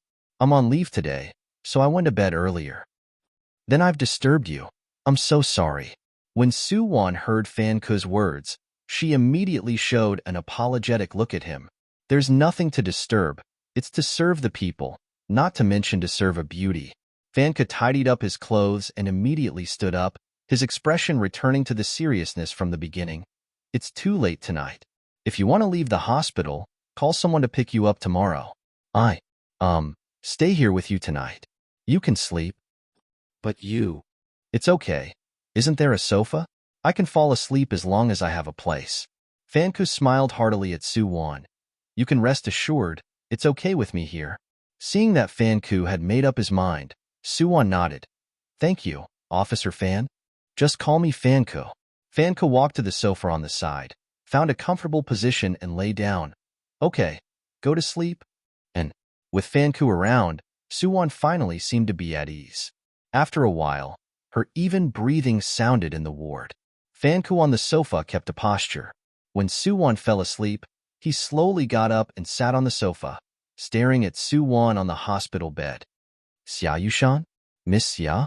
He called out softly twice. Seeing that Suwon was really asleep, Fanku slowly got up, came to the hospital bed and pulled the quilt for her, and then his eyes fell on her mobile phone. She said that the mobile phone was tampered with? Fanku's expression was solemn. He pressed on the mobile phone and the password lock immediately popped up. Need a password? Fanka hesitated, entered a string of numbers, and the mobile phone was immediately unlocked, revealing the screensaver photo with only a back view. Fanka looked at the photo, and his eyes darkened. His fingertips quickly checked Suwon's mobile phone for a long time, and he didn't seem to find anything unusual. In the end, Fanku gently put the mobile phone back in place and turned to leave the ward. When the door was softly closed, Suwon's eyelashes trembled, but she did not open her eyes. Nothing happened that night. The next morning, when Suwon woke up, Fanku was still sleeping soundly on the sofa. He went out last night and came back about half an hour later. From the beginning to the end, Suwon closed her eyes and pretended to sleep, but her suspicion of Fanku increased by 1 point in her heart. In the morning, another doctor came to make a ward round. Suwon discovered that her attending doctor had actually changed. However, even so, she didn't want to stay in this hospital anymore. After all, the information she could obtain in the hospital was too little and too one-sided. After communicating with the doctor, Suwon called Big Sister Zeng again. Seeing that her attitude was very firm, Big Sister Zeng on the phone had to go along with Suwon and make an appointment to pick her up from the hospital at noon. Seeing that Suwon was ready to leave the hospital, Fanku, who didn't sleep much all night, finally yawned and stood up. Miss Xia, if there's nothing else, I'll go back first. Thank you for last night, Fanku. Suwon sat on the hospital bed and smiled at Fanku. When my injury is better, I'll treat you to a meal.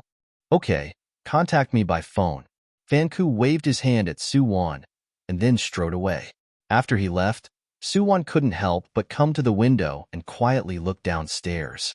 Not long after, Fanku's figure appeared downstairs. He walked to a red off-road vehicle while making a phone call. Suwon had been quietly watching until the red Land Rover disappeared from her line of sight. Then she slowly lowered her eyes. Xiaoyushan lived in a very high-end enclosed garden community. At noon, Big Sister Zeng took the driver and took Suwon home directly from the back door of the hospital. Suwon was unfamiliar with this home. On the contrary, Big Sister Zeng looked more like the owner of this house. She helped Suwon and busied herself until she saw Suwon take her medicine and fall asleep in bed, and then Big Sister Zeng left with peace of mind. Shortly after she left, Suwon woke up. Xiaoyushan's bedroom was very large, and there were many dolls that little girls liked in the room. Suwon's gaze swept over those dolls, and finally her gaze fell on the desk not far away. There were some books scattered on the desk, among which a thick diary aroused Suwon's interest. Perhaps she was very reassured about her home. Xiaoyushan's diary was not locked. This was a thick handmade diary with a cowhide cover. The book was not thick, but it was full of writing. Suwon looked at the date. The first page of the diary was New Year's Day, starting on January 1st, and the last page of the diary was April 12th, exactly more than 6 months ago. Suwon roughly flipped through the diary. Xiaoyushan seemed to be a very simple person. Every day in the diary, she only recorded some of her daily life, what new songs came out, where she went, and what inspiration she had. But since the end of February, the style of her diary has changed. She seems to be in love. He likes to listen to me sing very much. He looks very good when he smiles. He said he would be with me forever. This he began to appear frequently in Xiaoyushan's diary until the page of April 12th. This was the last page of the diary. The handwriting on it seemed to have been soaked with water, and the blue font was blurred, but it was still possible to see what the diary owner wrote. The newspaper said that he had an accident. I don't believe it. He must be joking with me again. I went to the hospital and saw him. He was sleeping very peacefully. His family was around him. There were a lot of reporters gathered there. I didn't dare to approach and could only watch silently. He was just asleep, wasn't he? April 12th was the day Su Ziming died in a car accident. It seemed that this he was indeed Su Ziming. Suwon put down the diary and rummaged through the desk again. Finally, she found a photo album in a drawer of the desk. The photo album was full of photos of Xiaoyushan and Su Ziming. Su Ziming's smile in the photo was indeed particularly bright and charming. Although she had not seen it with her own eyes, looking at the smile in the eyes of the two people in the photo, Suwon could feel that the two people were very happy at that time. On the last page of the photo album, there was a picture of a diamond ring, and behind the picture was a line of small words. Holding your hand, growing old with your son. This was Xia Yushan's handwriting, and the date signed below was April 10th. Could it be that they were already planning to get married before Su Ziming's accident? If Su Ziming's death was not an accident, but a murder, who was it that wanted to stop them from being together? Half a year later, why did that person suddenly wield the butcher's knife against Lin Lulu and Tong Xinyao? Was it Su Ziming's admirer? Or Xia Yushan's pathological fan? Obviously, the possibility of the former was very high. Su Wan had checked Su Ziming's information and knew that he was once known as the nation's husband. He was rich, good-looking, young and promising. It was also very normal for a high-profile and handsome man like him to be infatuated with some crazy and pathological women. Of course, if the real culprit behind the scenes was a woman, Su Wan still felt that it would be easier to deal with. What if it was a man? Su Wan couldn't help but feel a chill, but in the entertainment industry, it was also very common for men and women to eat both. Chapter 235. On the first night after returning home, Su Wan carefully checked the whole house. After making sure that every corner was safe and familiarizing herself with everything in the house, Su Wan took a shower with peace of mind. The warm water flowed over her pale skin. Su Wan looked at the dark golden tattoo on her arm and was in a daze. This was the bracelet that Old Ghost gave her, which turned out to be a tattoo in this world. Why not the thing that Old Ghost gave her could follow her back to the lost space-time, and even followed her into another world? Old Ghost. Who is he? What kind of secret is hidden in this bracelet? Su Wan closed her eyes and her whole body sank to the bottom of the water. She couldn't think about it. She didn't have time to let her imagination run wild. She just wanted to save Su Rue. Su Rue, wait for me. You must wait for me. I can do it. I won't let you down. Su Wan didn't sleep well all night. Her dreams came one after another. In that chaotic dream, she saw Xia Yushan and Su Ziming, and also saw many people she was not familiar with. Everyone surrounded her and congratulated her. Su Ziming took out a diamond ring from a large bouquet of roses and put it on her finger with a smile. He said, "Yushan, marry me. You are my whole summer." Su Wan suddenly woke up from her dream. For some reason, she had a terrible headache in her heart. Summer. Summer in the dream was Xia Yushan's famous song. Why did she have such a dream? Dong dong dong. A knock on the door interrupted Su Wan's thoughts. Su Wan looked at the time. It was already 9:15 in the morning. At this time, could it be Big Sister Zeng? No, Big Sister Zeng has the key to this apartment. Su Wan got out of bed, hurriedly changed her clothes and washed her face. The knocking on the door continued. It was rhythmic and forceful. Su Wan stood at the door and couldn't help but look out through the peephole. What she saw at a glance was a shining police badge. Yes, police? Su Wan tidied up her hair and then gently opened the door. Is it Miss Xia? The man in the lead smiled at Su Wan, then took out his ID and introduced himself. City Criminal Police Team 1 Captain, Fan Ku? Fan Ku? Su Wan widened her eyes and looked at the slightly dark-skinned, unfamiliar man in front of her. Under astonishment, she suddenly snatched his ID. His photo was clearly stuck on it, as well as the police number. The word Fan Ku was printed neatly on it. Captain Fan, this. The policewoman looked at Su Wan inexplicably and then looked at her captain in confusion. Ahem. Fan Ku scratched his head awkwardly. This, don't I look like a policeman? Miss Xia, you are Fan Ku. Are you really Fan Ku? Then, who is Fan Ku? No, I mean someone told me he was Fan Ku. While talking, Su Wan hurriedly ran back to her bedroom and took out her mobile phone. She found Officer Fan's phone number in the phone book and directly called. Sorry, the number you dialed is unavailable. Su Wan tightly grasped her phone. The expression on her face was full of confusion. Someone pretended to be me and met you. What did he say to you? Miss Xia. Miss Xia? Fan Ku walked into Su Wan's bedroom and saw that she was still in a daze. He couldn't help but raise his hand and gently touch her arm. Oh. Su Wan came back to her senses and stared at Fan Ku. Are you really a policeman? I'm a fake. Fan Ku even lifted his coat. revealing the handcuffs and police gun around his waist. That man went to the hospital to find me. He said his name was Fan Ku. He really looked like a policeman. Yes, the impression that Fan Ku gave Su-won was really like a criminal police officer. He had a very special smell that only a criminal police officer would have, so Su-won never suspected that Fan Ku would be a fake. Like a policeman? Hearing Su-won's words, Fan Ku frowned. We will go to the hospital to verify this matter. Miss Xia, we are here this time hoping that you can cooperate with us to investigate a case. Is it the case of Lin Lulu and Tong Xinyao? Su-won heard Fan Ku's question and couldn't help but ask back. You know? The policewoman who followed Fan Ku and heard Su-won's words and looked at her in surprise, her eyes full of suspicion. It was Fan Ku. No, it was the fake Fan Ku who told me. He said that Lin Lulu and Tong Xinyao are dead, and I will be the third victim. Hearing Su-won's answer, the policewoman immediately opened her mouth. Captain Fan, is that person the murderer? It must be the murderer. The murderer has appeared? Lu Yu, calm down. Fan Ku patted Lu Yu's shoulder with a black line on his face, and then smiled at Su-won reassuringly. She is a newly graduated trainee police officer. She has watched too many police movies and is talking nonsense. Miss Xia, don't mind her. It doesn't matter. I'm already prepared. Su-won replied indifferently, then turned her head and smiled at Fan Ku. Both of you, please sit in the living room. What do you want to drink? I'll go to the kitchen to get it. There's no need to be so troublesome.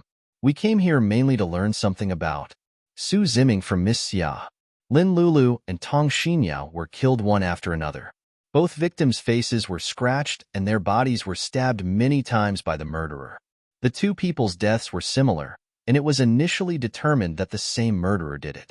Why did the murderer kill the two of them?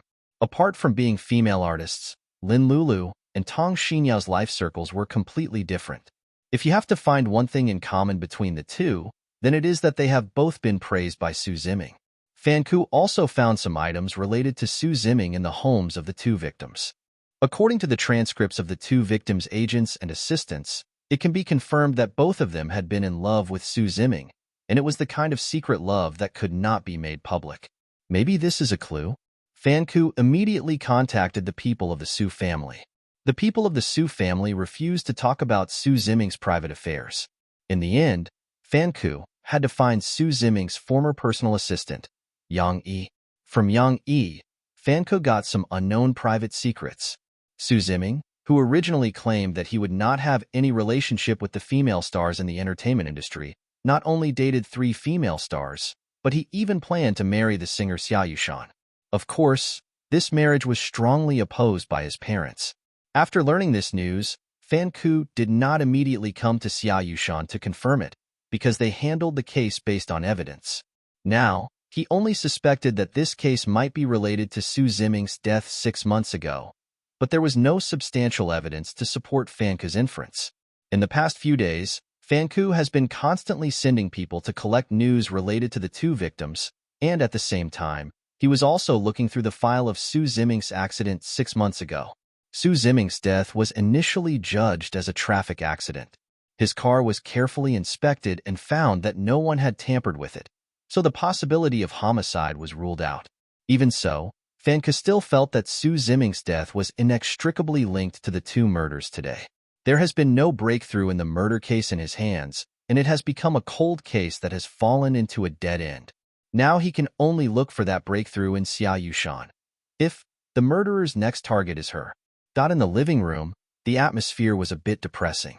Lu Yu had been looking around Su-won's house, while Fan Ku sat on the sofa and looked at Su-won with a smile. Miss Xia, don't be too nervous. We are just asking casually. Don't take Lu Yu's words to heart. We are still investigating the deaths of Lin Lulu and Tong Xinyao. The current evidence cannot confirm whether their deaths are related to Su Ziming. However, I still want to take the liberty to ask you about you and Su Ziming. Do you mind? I don't mind. Ziming isn't here anymore. What else do I have to mind? Su-won lowered her eyes and her tone was a little sad. Actually, I haven't been with him for a long time.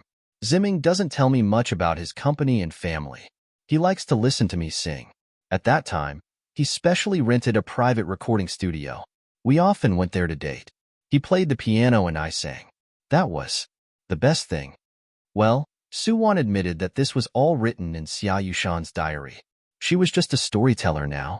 The story of a gifted scholar and a beautiful woman was romantic, but unfortunately, as always, it had a tragic ending.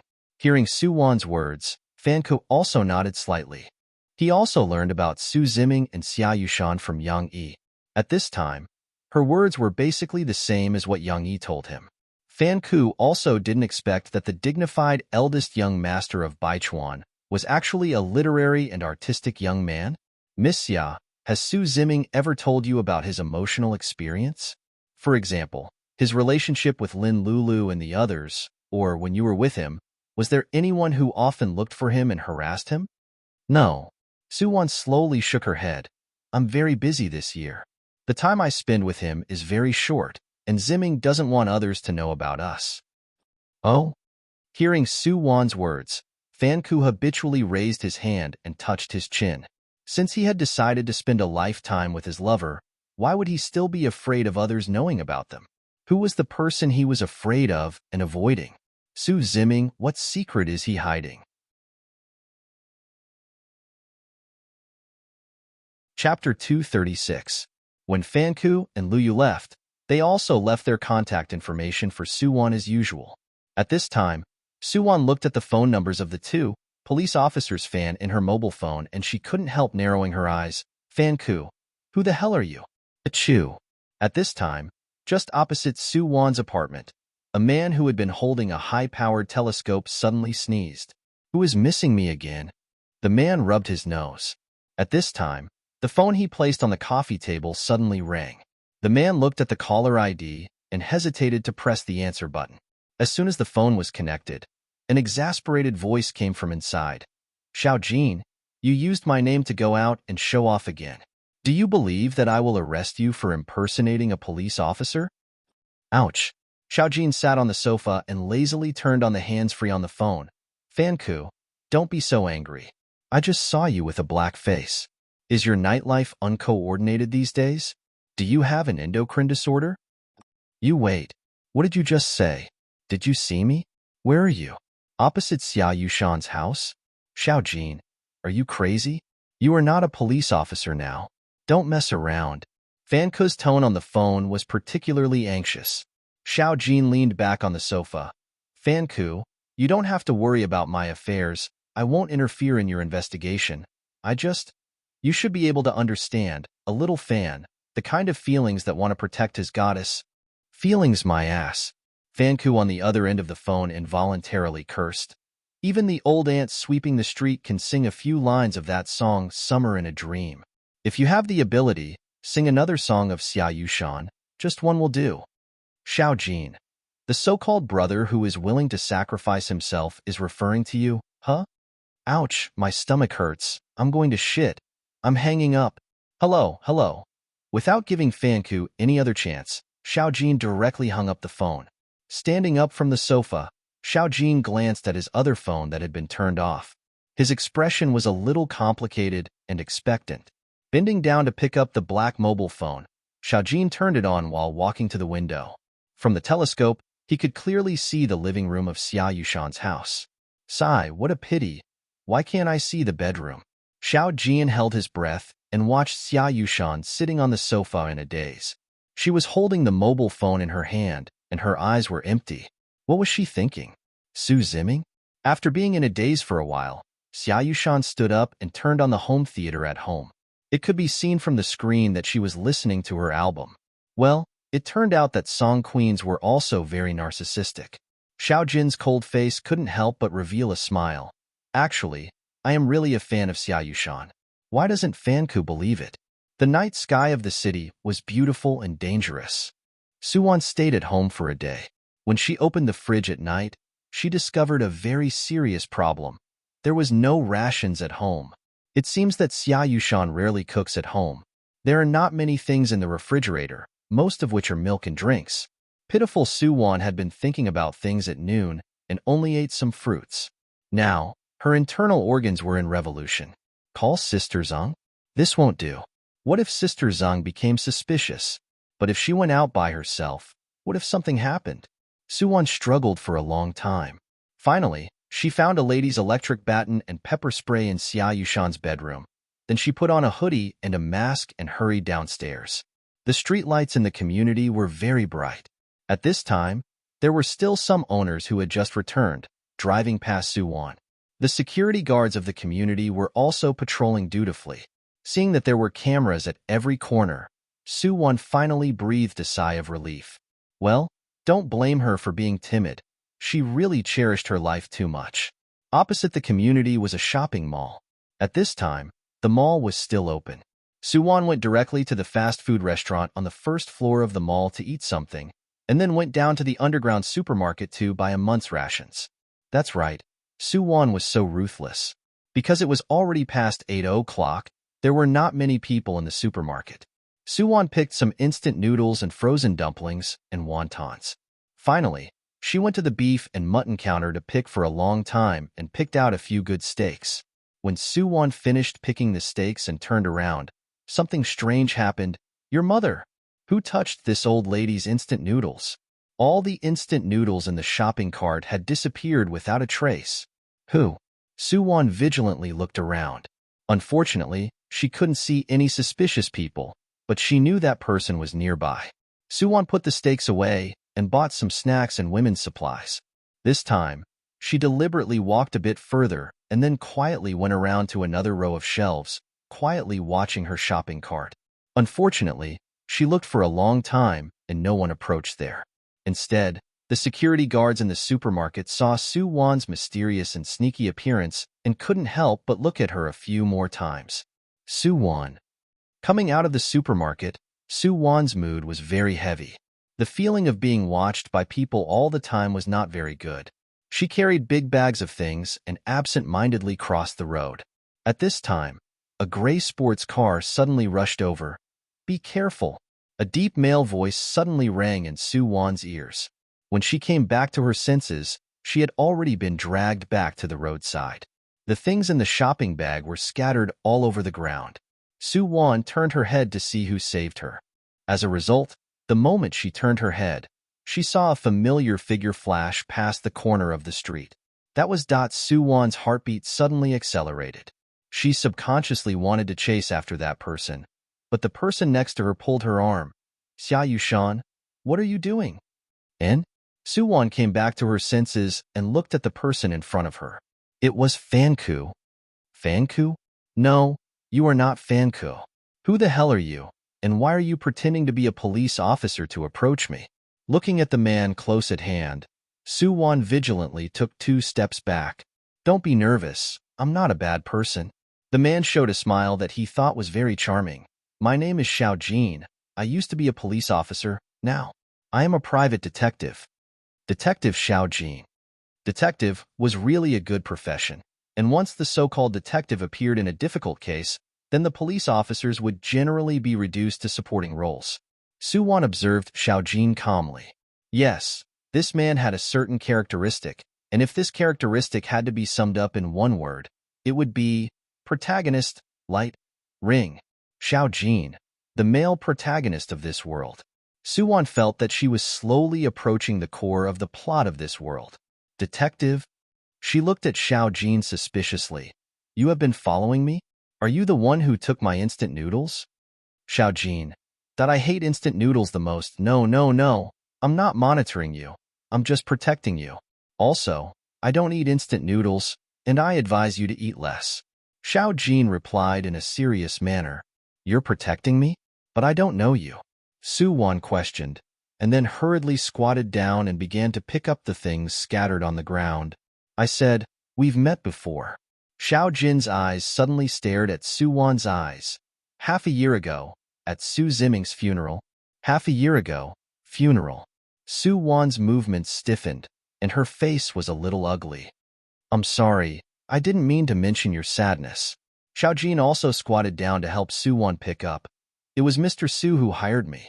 He asked me to investigate the truth of Su Ziming's death. I have found nothing in the past 6 months until... Xiao Jin did not continue, but his words set off a huge wave in Suwon's heart.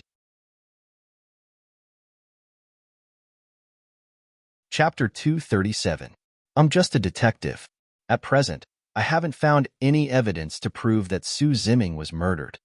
Facing the agitated Su Wan, Xiao Jin's tone was very calm. Of course, I don't agree with the police that it was an accident. What does this mean? Su Wan packed up her things and held them in her hand. You think Ziming was murdered, but you haven't been able to find evidence, right? Xiao Jin shrugged. To be precise, old Mr. Su has always believed that his son was murdered because, well, some private matters of the employer are inconvenient to disclose. In short, although I have found nothing in the past 6 months, I will receive the Su family's commission on time. Well, this money is enough to support my detective agency, and let me say goodbye to the annoying instant noodles. Suwon. Hee. Seeing Suwon looking at him suspiciously, Xiao Jin took the initiative to help her carry the things in her hand. You seem to be questioning my ability to solve cases? What I want to tell you is that Fan Ku was defeated by me. I was a famous ruthless detective when I was in the police force. Really? Then can I ask why you were fired? When Suwon heard Xiao Jin's words, she couldn't help but ask. Xiao Jin's face was a little embarrassed. How do you know I was fired? A lot of detectives in detective stories are fired. Suwon shrugged innocently. Your mother. Sure enough, art comes from life. Xiao Jin smiled bitterly.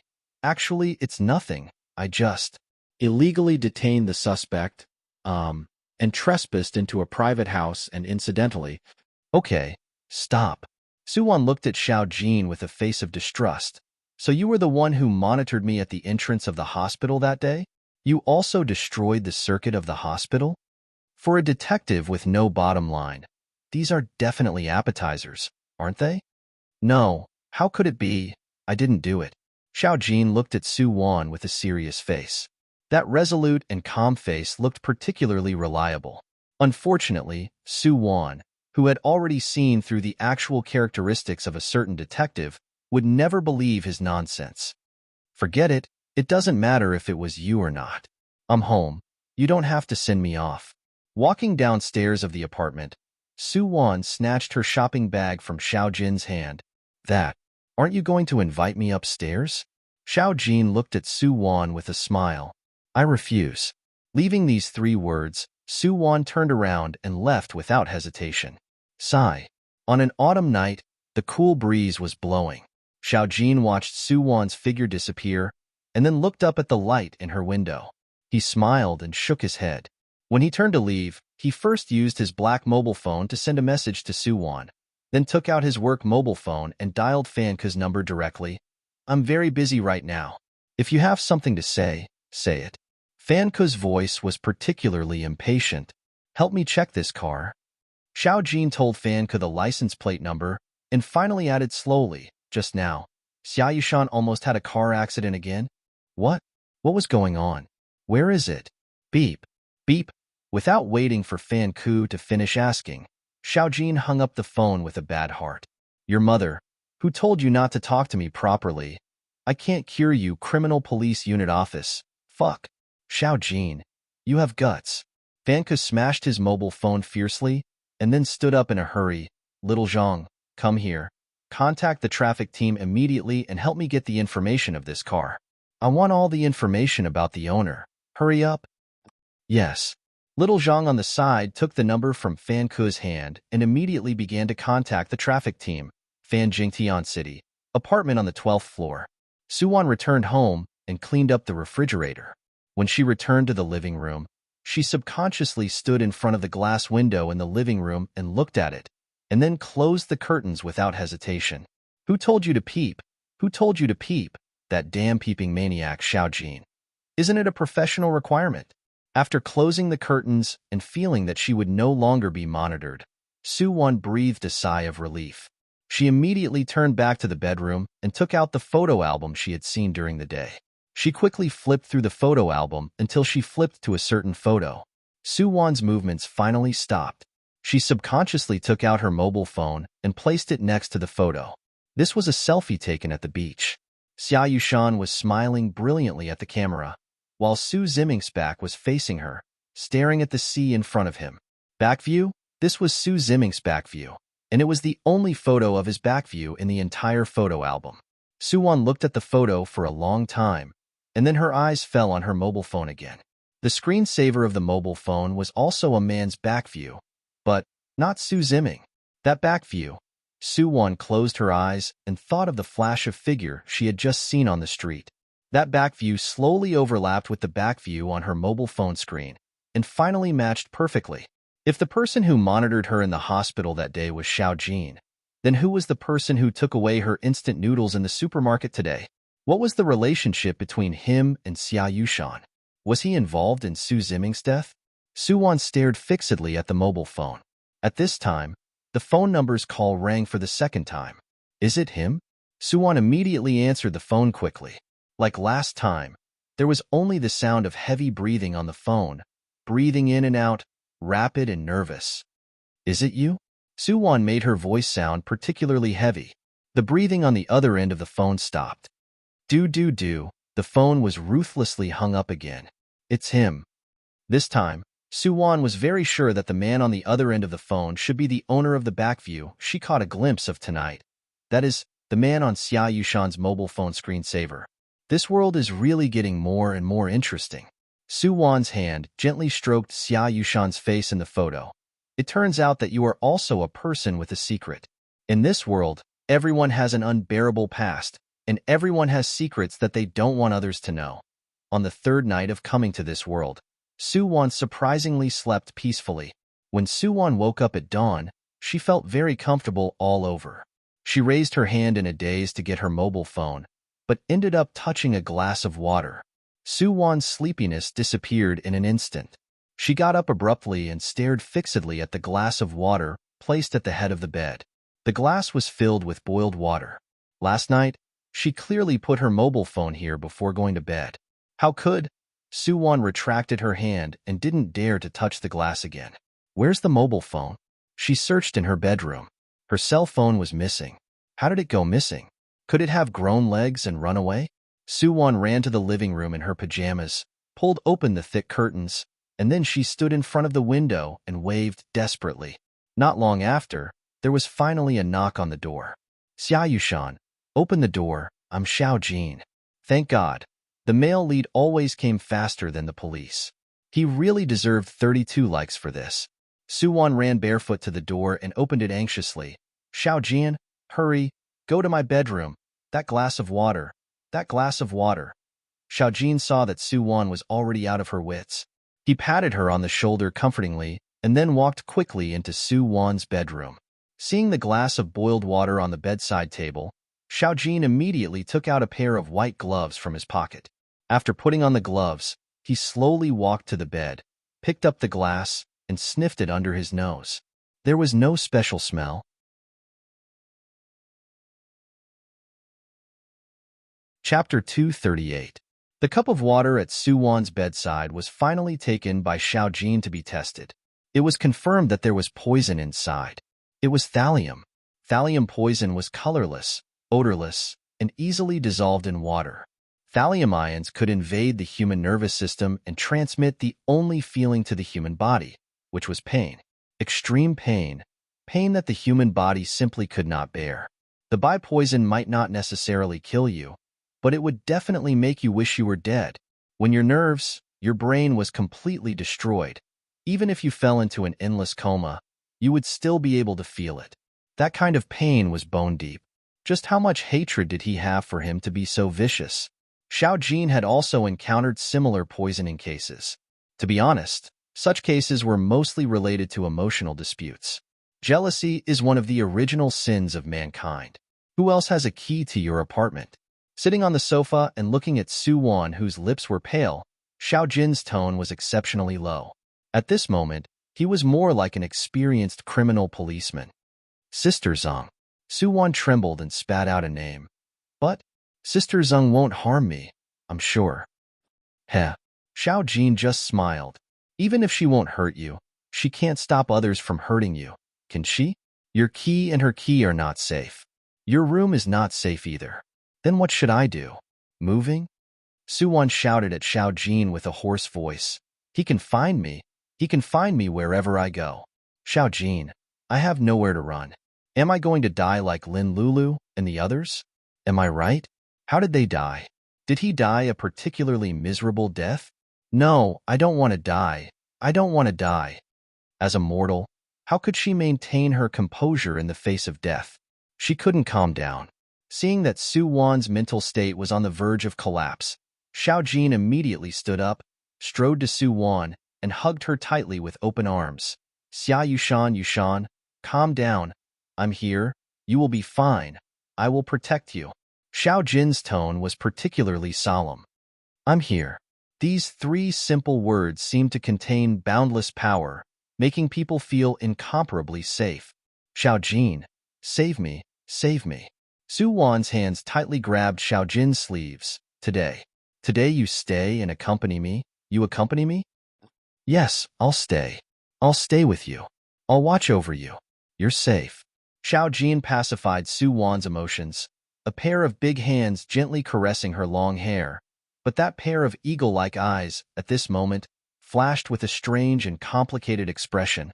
For the whole day, Su Wan pulled the curtains and was excessively nervous. Seeing her restless appearance, Xiao Jin could only try his best to tell her jokes and let her not think about other things as much as possible. Let's listen to your song. I like your song, Summer in a Dream, the most. As Xiao Jin spoke, he had already found the CD and put it into the DVD player. This song, Summer in a Dream, was a love song with a little sadness. The male and female protagonists in the MV were a pair of young lovers. They had an unforgettable love, but in the end, they were forced to break up by reality. In the last scene of the MV, the sky was full of fallen petals. Under the parasol tree, the young man smiled brightly and charmingly, but the figure was gradually blown away by the summer wind and disappeared. It was said to be forever, but only one person has been waiting in the same place. It was said to be together, but it can only happen in a dream. Summer. Night came quietly, accompanied by the beautiful and pleasant song. Su Wan lay on the bed and fell into a deep sleep. Seeing that she was sleeping soundly, Xiao Jin quietly withdrew from Su Wan's bedroom. In the living room, the dim yellow light of the floor lamp dyed the whole living room mysterious and dangerous. The LCD TV was still repeatedly playing the song, Summer in a Dream. Xiao Jin narrowed his eyes and hummed softly along with the melody on the TV. When the midnight bell rang, when the song in the MV came to an end, a slight sound of the door opening rang in Xiao Jin's ears. You're finally here. Xiao Jin suddenly opened his eyes. The pair of eagle-like eyes radiated a cold light. You know I'm here, and you still dare to appear. Your courage is really commendable. The reason why you're here, isn't it because you've been waiting for me? The hoarse female voice with an indifferent tone. I just came to keep your appointment. Keep my appointment? Xiao Jin stood up and slowly turned to look at the pale woman in pajamas in front of him. What should I call you? Xia Yushan? No, I think I should call you Summer. Summer? The Xia Yushan in front of him seemed to have fallen into some kind of memory. That's my name from a long, long time ago. Yes, even after your debut, you have been hiding your previous name, your previous identity. What are you running from? No, it should be that you don't want someone to know your true identity. Xiao Jin's tone and eyes were cold. Hearing his words, Xia Yushan's eyes flashed. Detective Xiao, you seem to know a lot. So, now I'll give you a chance to show off your reasoning skills. Xia Yushan smiled and sat on the sofa, playing the song, Summer in a Dream began. Seeing that she was so fearless, Xiao Jin also smiled faintly. You were originally called Summer. When you were 16 years old, you went abroad for treatment because of a mental illness. You changed your identity abroad. After returning to China, you debuted under the name Xia Yushan and became a hit with the song, Summer in a Dream. Speaking of this, Xiao Jin's eyes swept over Xia Yushan. You have hidden this past too well. If it weren't for the fact that I have been tracking down Su Ziming's interpersonal network, and if it weren't for the fact that I accidentally saw his photos in middle school, it would be really difficult for me to associate the current you with Summer. But countless evidence shows that you were Summer. 14 years ago, you and Su Ziming knew each other, and he was your first love. First love, sad and unforgettable. The song, Summer in a Dream, was written to commemorate Summer herself, and the other person in the lyrics referred to Su Ziming. Su Ziming is Bai Chuan's eldest young master. He is handsome and elegant. He was the dream lover of many girls in middle school, but few people know that under his gentle appearance, he has the heart of a prodigal son.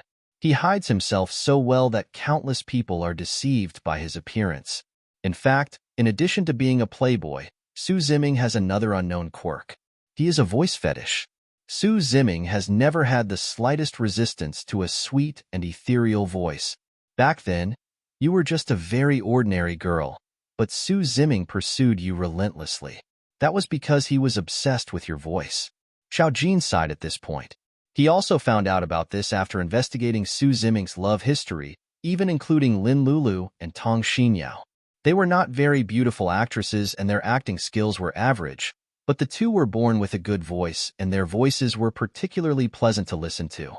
Su Ziming's affection for you was only temporary, but you gave everything to him, including your body and mind. When he was ruthless and left, you were unwilling to accept the cruel reality, so you got sick. Xiao Jin's gaze became complicated as he spoke of this. Since ancient times, an infatuated girl would always meet a fickle lover. Su Ziming turned away contentedly to find his next prey, but Summer's life was ruined by him. Xiao Jin had seen Summer's case abroad through his own channels. In order to treat her emotional trauma, she split into another personality. This person was Xia Yushan.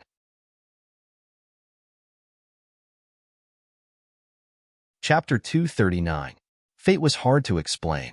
It was precisely because it could not be controlled by humans that it was called fate. When Xia Tian was young, she was emotionally hurt. She closed her heart and gave birth to a second personality, Xia Yushan. Xia Yushan was clean and simple and had the voice of nature. She liked music and conquered everyone's ears with the song Summer in a Dream. And her appearance once again conquered Su Ziming. More than a decade later, the girl who felt inferior and autistic back then became a cheerful and pure woman. Su Ziming did not recognize that Xia Yushan was Xia Tian at all, and Xia Yushan, who had her memories of Xia Tian sealed, fell in love with Su Ziming again. Su Ziming, you killed him. Xiao Jin voiced out his speculation in a low voice. On the day Su Ziming proposed to you, he used that song, and he even used the lyrics of that song. Those lyrics helped you recover your memory. No, to be exact, it was the memory of your main persona that was awakened at that moment. You hated Su Ziming because of love. You can't trust him anymore. You stubbornly believe that he not only destroyed you but also destroyed Xia Yushan. You can't let Xia Yushan repeat your mistakes. You want her to always maintain the purest heart and help you see the most beautiful things in the world. And all the betrayals and deceptions, only you can bear it yourself, so you carefully planned a car accident. What evidence do you have to prove that I murdered Su Ziming? Hearing Xiao Jin's words, Xia Yushan still looked indifferent and did not panic at all. I have no evidence. Xiao Jin spread his hands. I have met a lot of smart suspects over the years. They have tried their best to escape the sanctions of the law, but unfortunately, the net of heaven has long arms and none of them can get away with it. And this time, Su Ziming's case really stumped me. At this point, Xiao Jin stared at Xia Yushan's face with a torch-like gaze. Miss Xia, do you know what the most difficult case in the world is? No matter how smart and cunning the murderer is, he will always leave flaws and clues. I always have a way to bring such a person to justice, but the most difficult thing for me is that when a victim in a homicide case desperately erases the evidence of her murder for the murderer, what should I do? Hearing Xiao Jin's words, Xia Yushan's face finally changed. At this moment, her face was extremely ugly. It's me, I did it. I killed Ziming. I thought he lied to me again. I can't be lied to by him again. That day, I was in the car at the beginning. I got him drunk. I was the one who faked the car accident. At the last moment, he woke up. He woke up, but he didn't stop everything from happening. In fact, he purposely stepped on the accelerator. Summer, I love you. With you, the summer of my life can blossom. That was Su Ziming's death message to her, who hasn't been young and frivolous. Was it that voice that Su Ziming had been searching for in the vast sea of people all these years, or was it the girl who smiled shyly under the wudong tree in his memory? Actually, from the song Summer in a Dream, Su Ziming already knew that Xia Yushan was the person he had been looking for all these years. Summer, I've let you down. Give me a chance to love you again. Okay? When life passed away, bright red flowers bloomed in the dead sea of love. This was the so-called fate. Ziming is dead. I am still alive. I am in pain. I am in pain. Do you know that? Xia Yushan suddenly stood up and looked at Xiao Jin with tears on her face. I am a murderer. Arrest me. Arrest me? I'm just a detective. I have no right to arrest you, and, strictly speaking, it was Su Ziming himself who stepped on the accelerator in the end. He committed suicide. You didn't kill him. The reason why he chose to commit suicide was so that he wouldn't implicate you. He wanted you to live well. Xiao Jin took a step forward and raised his hand to press Xia Yushan's shoulder hard. I know you regret it. So, you thought of death. The injury on your head and your last car accident were all intentional, but you didn't die, so you wanted to poison yourself again. The reason why you chose to use thallium was because your heart hurts and you regret everything you have done. Summer, you are now called Xia Yushan. Summer only exists in the past, only in dreams. You have to remember that you are Xia Yushan. You should have a new life, a new life. Xiao Jin followed this case for more than half a year. In fact, after locking the suspect on Xia Yushan, Xiao Jin listened to the song Summer in a dream again and again. He asked himself more than once, if he found the truth, if Xia Yushan admitted her crime, then what should he do? The law was nothing more than human feelings. If a life must be paid for a life, Su Ziming also used his own life in exchange for Xia Yushan's life. A new life? Xia Yushan stared blankly at Xiao Jin in front of her. So, I shouldn't exist, right? There is no Summer in this world, right? Yes, Summer should follow Ziming and leave together. Otherwise, Ziming will feel very lonely on the road to the netherworld. He is very lonely. I want to accompany him. While talking, Xia Yushan suddenly fainted in Xiao Jin's arms. Looking at the unconscious person in his arms, Xiao Jin couldn't help raising his hand and gently stroked Xia Yushan's long hair. Sleep. When you wake up, everything will be fine. I said, with me here, it's okay. This night, Xiao Jin had been sitting in front of Xia Yushan's bed. She slept peacefully all night and never woke up again. Everything was over. Summer's personality would not appear again. Early in the morning, when Su Wan opened her eyes again, the first thing she met was Xiao Jin's bloodshot eyes. You're awake? The man's voice was low and hoarse. Su Wan sat up from the bed and raised her hand to touch the wound on her forehead that was still bandaged. Her head hurt a little, but she should have slept well last night, right? But Xiao Jin, you really looked at me all night? Su Wan widened her eyes and looked at Xiao Jin's haggard face. Xiao Jin just shrugged indifferently. This is my responsibility, and with me here, you are very safe. Thank you. Su Wan thanked Xiao Jin with a serious face.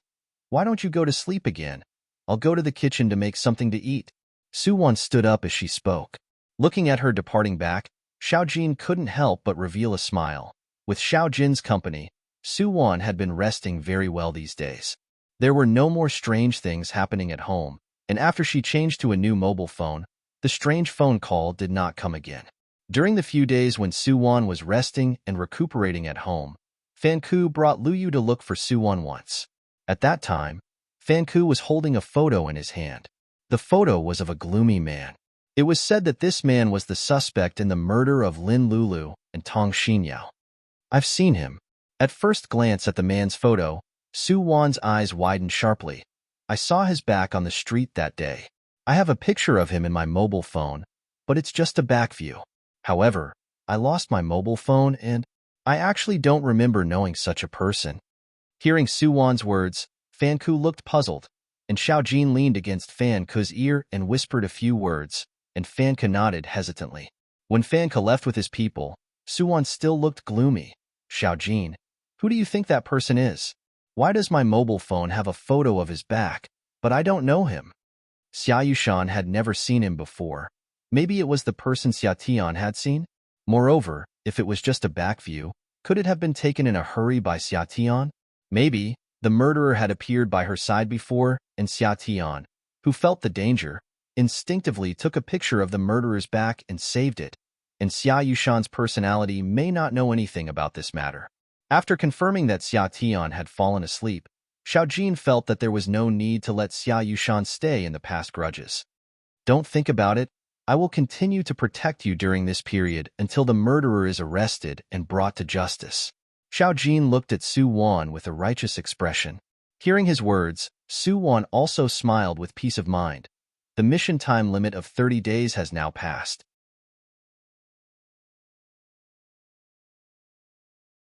Chapter 240. Sometimes, we can always guess the beginning of a story, but we will never know what the ending is. At the end of October, the police held a press conference. The murderer of Lin Lulu and Tong Xinyao was killed by the police on the spot when he attempted to hurt Xia Yushan. After this incident, the heavenly queen of the music industry, Xia Yushan, decided to retire from the music industry. She left at the most brilliant and dazzling time, leaving everyone with her legend forever. Many entertainment weekly magazines still chased after Xia Yushan, and some well-informed media even released the news that she already had a boyfriend and planned to marry someone, and her rumored boyfriend was said to be a detective. In November, the cold rain turned into ice. Standing in front of Su Ziming's grave and looking at the still handsome photo on the tombstone, Su Wan slowly bent down and gently placed a bunch of lilies in front of the tombstone. "Ziming, I'm fine. How are you doing down there?" Su Wan raised her hand and stroked the photo on Su Ziming's tombstone. She gently leaned her face against the tombstone and said in a low voice, "I have sent Lin Lulu and Tong Xinyao to accompany you. You won't be lonely. Unfortunately, you can't see your favorite Xia Tian because I want to use her body to start a new life." Rain, cold, desperate. When she turned around to leave, she threw away the big black umbrella in her hand. The pure black color formed a dazzling contrast with the pure white lilies in front of the grave. Xia Chen was sick. Her hatred, her pain, her resentment, and the second personality formed by her injuries was definitely not a symbol of purity. Xia Yushan, she had always represented darkness and despair. Yushan. Outside the cemetery, Xiao Jin stood there with an umbrella. Seeing that Su Wan was drenched in the rain, he immediately took a few steps forward to help her block the cold rain. "Where's your umbrella? Don't catch a cold." "I'm fine.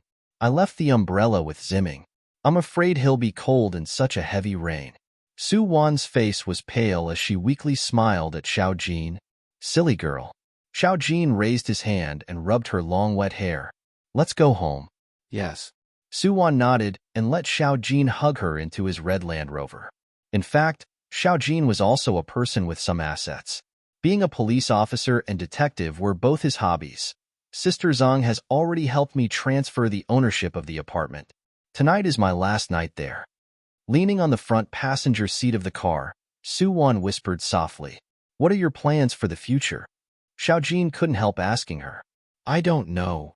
Su Wan blankly looked at the dark golden tattoo on her wrist. "I'll sleep well tonight. Tomorrow's matters. Who knows?" "Well, you should have a good rest. I'll look for you for breakfast tomorrow morning." "All right." Su Wan nodded and then leaned on Xiao Jin's car, closed her eyes and pretended to sleep. It was midnight. Xiao Jin, who was used to the reversal of day and night, was about to go to rest when he suddenly received an email on his computer. The sender was Xia Yushan. Xiao Jin was stunned for a moment and clicked on the email. There was only the number of a bank safe in the email and its password. What did that mean? Xiao Jin was stunned. He grabbed his coat and ran out of the door. Xia Yushan's door was not locked, and everything in the apartment was exactly the same as it was during the day. The only difference was that the apartment was empty at this time and Xia Yushan had long disappeared. Xiao Jin's face became very bad. He thought of a possibility, but he forced himself not to think about that possibility. The next day, as soon as the bank opened, Xiao Jin came to the bank and found the safe that Xia Yushan left for him. There was a mobile phone in it. That was the mobile phone that Xia Yushan lost. Turning on the mobile phone, Xiao Jin stared blankly at the screen of the mobile phone. At this time, the password on the mobile phone had been removed, and there was only one sentence on the entire screen. It is said that the little finger of the left hand is connected to a person's lifelong marriage. Xiao Jin, do you believe it? Hooking your finger is a promise for a lifetime. The oath on the left little finger is never to betray. Those who betray should be punished by death. Su Ziming is dead. Xia Tian has been depressed and even wanted to commit suicide because of him. But what about Lin Lulu and the others? What qualifications do they have to have a new lover? They should all go to hell. They should accompany Ziming. Otherwise, he will feel very lonely. Yes, the person who planned to kill Su Ziming was Xia Yushan, and Su Ziming's confession before his death stimulated her main personality, Xia Tian. After Xia Tian woke up, Xia Yushan's subpersonality fell asleep. In the past 6 months, Xia Tian has been depressed, and she has even made up her mind to accompany Su Ziming to death. Before the car accident, she had committed suicide by cutting her wrist and was later rescued by Big Sister Zheng. It was because of her extreme behavior this time that she awakened Xia Yushan's personality in her body, which was the truth why the murderer only started to commit the crime after half a year. Lin Lulu and Tong Xinyao were killed by Xia Yushan. Those two people were completely unguarded against her. Xia Yushan thought that her actions were flawless, but who knew that all her crimes were seen by a fanatic fan who had a crush on her. That day, she noticed that she was being followed. In a hurry, she only took a picture of the person's back, and then the person began to call and harass her. At this time, Xia Yushan, who was in a mess, had a car accident, and then Xiaojin appeared. This was a typical encounter plot between the male and female protagonists. A car accident, 2 lives, and an old case was involved. Heaven's net is broad. Who can escape punishment? Who can get away scot-free? Xia Yushan disappeared, completely disappeared from Xiaojin's world. Later, Xiaojin spent a lot of money to buy back Xia Yushan's apartment. In that apartment, he found Xia Yushan's diary, saw the photo album she had kept for many years, and even found the place where she hid poisons and murder weapons. It turned out that she had placed all the truth and all the answers here, but unfortunately, he didn't notice it. Women, crazy with jealousy. Even if that person was her other self, she couldn't help but go crazy with jealousy. Yushan, marry me. You are my whole Xia Tian. Su Ziming's proposal became the source of Xia Yushan's jealousy of Xia Tian. At that moment, she understood that the person Su Ziming loved was Xia Tian. All the sins had started from that one sentence, lost space, redemption mission successful. The voice of the mission success echoed in Su Wan's ears, and she slowly opened her eyes. Everything in the mission world was like a dream. In fact, on the day Su Wan returned to Xia Yushan's house, she thoroughly checked the entire house, and then she unsurprisingly found Xia Yushan's murder weapon, as well as the bloody clothes.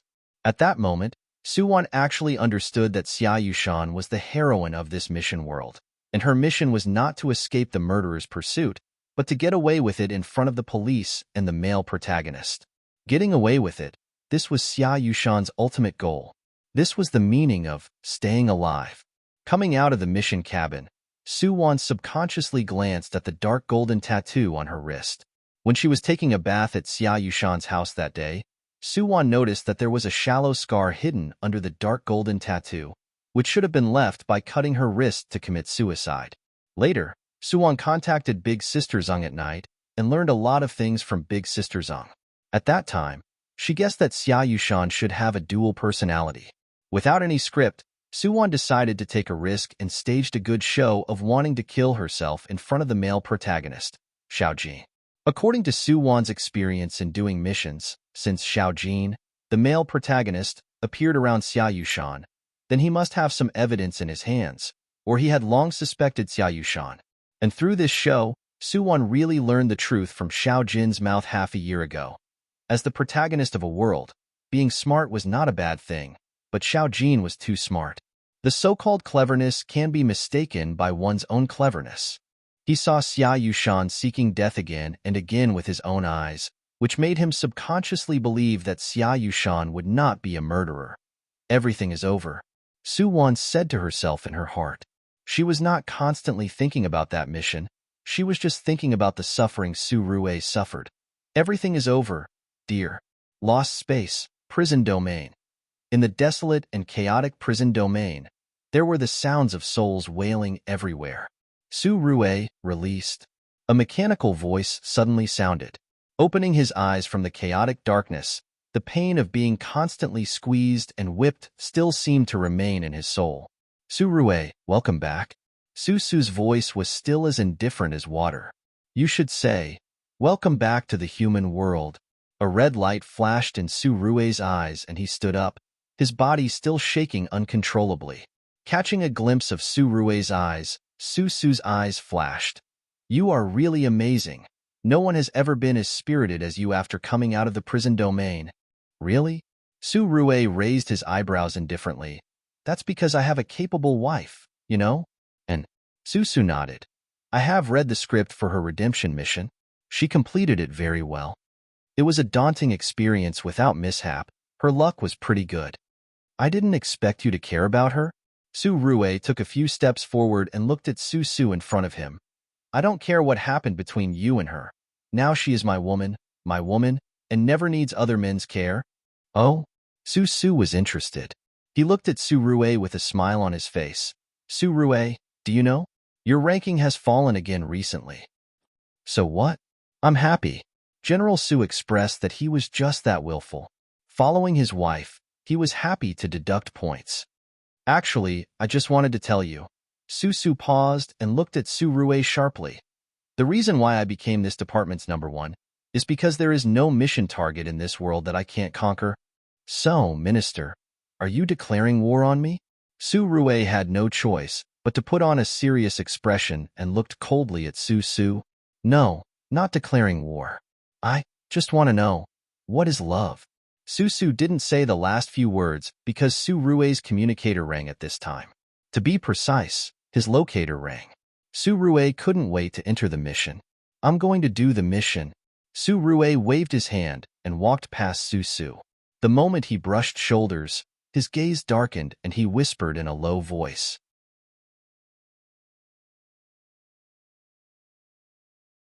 Chapter 241.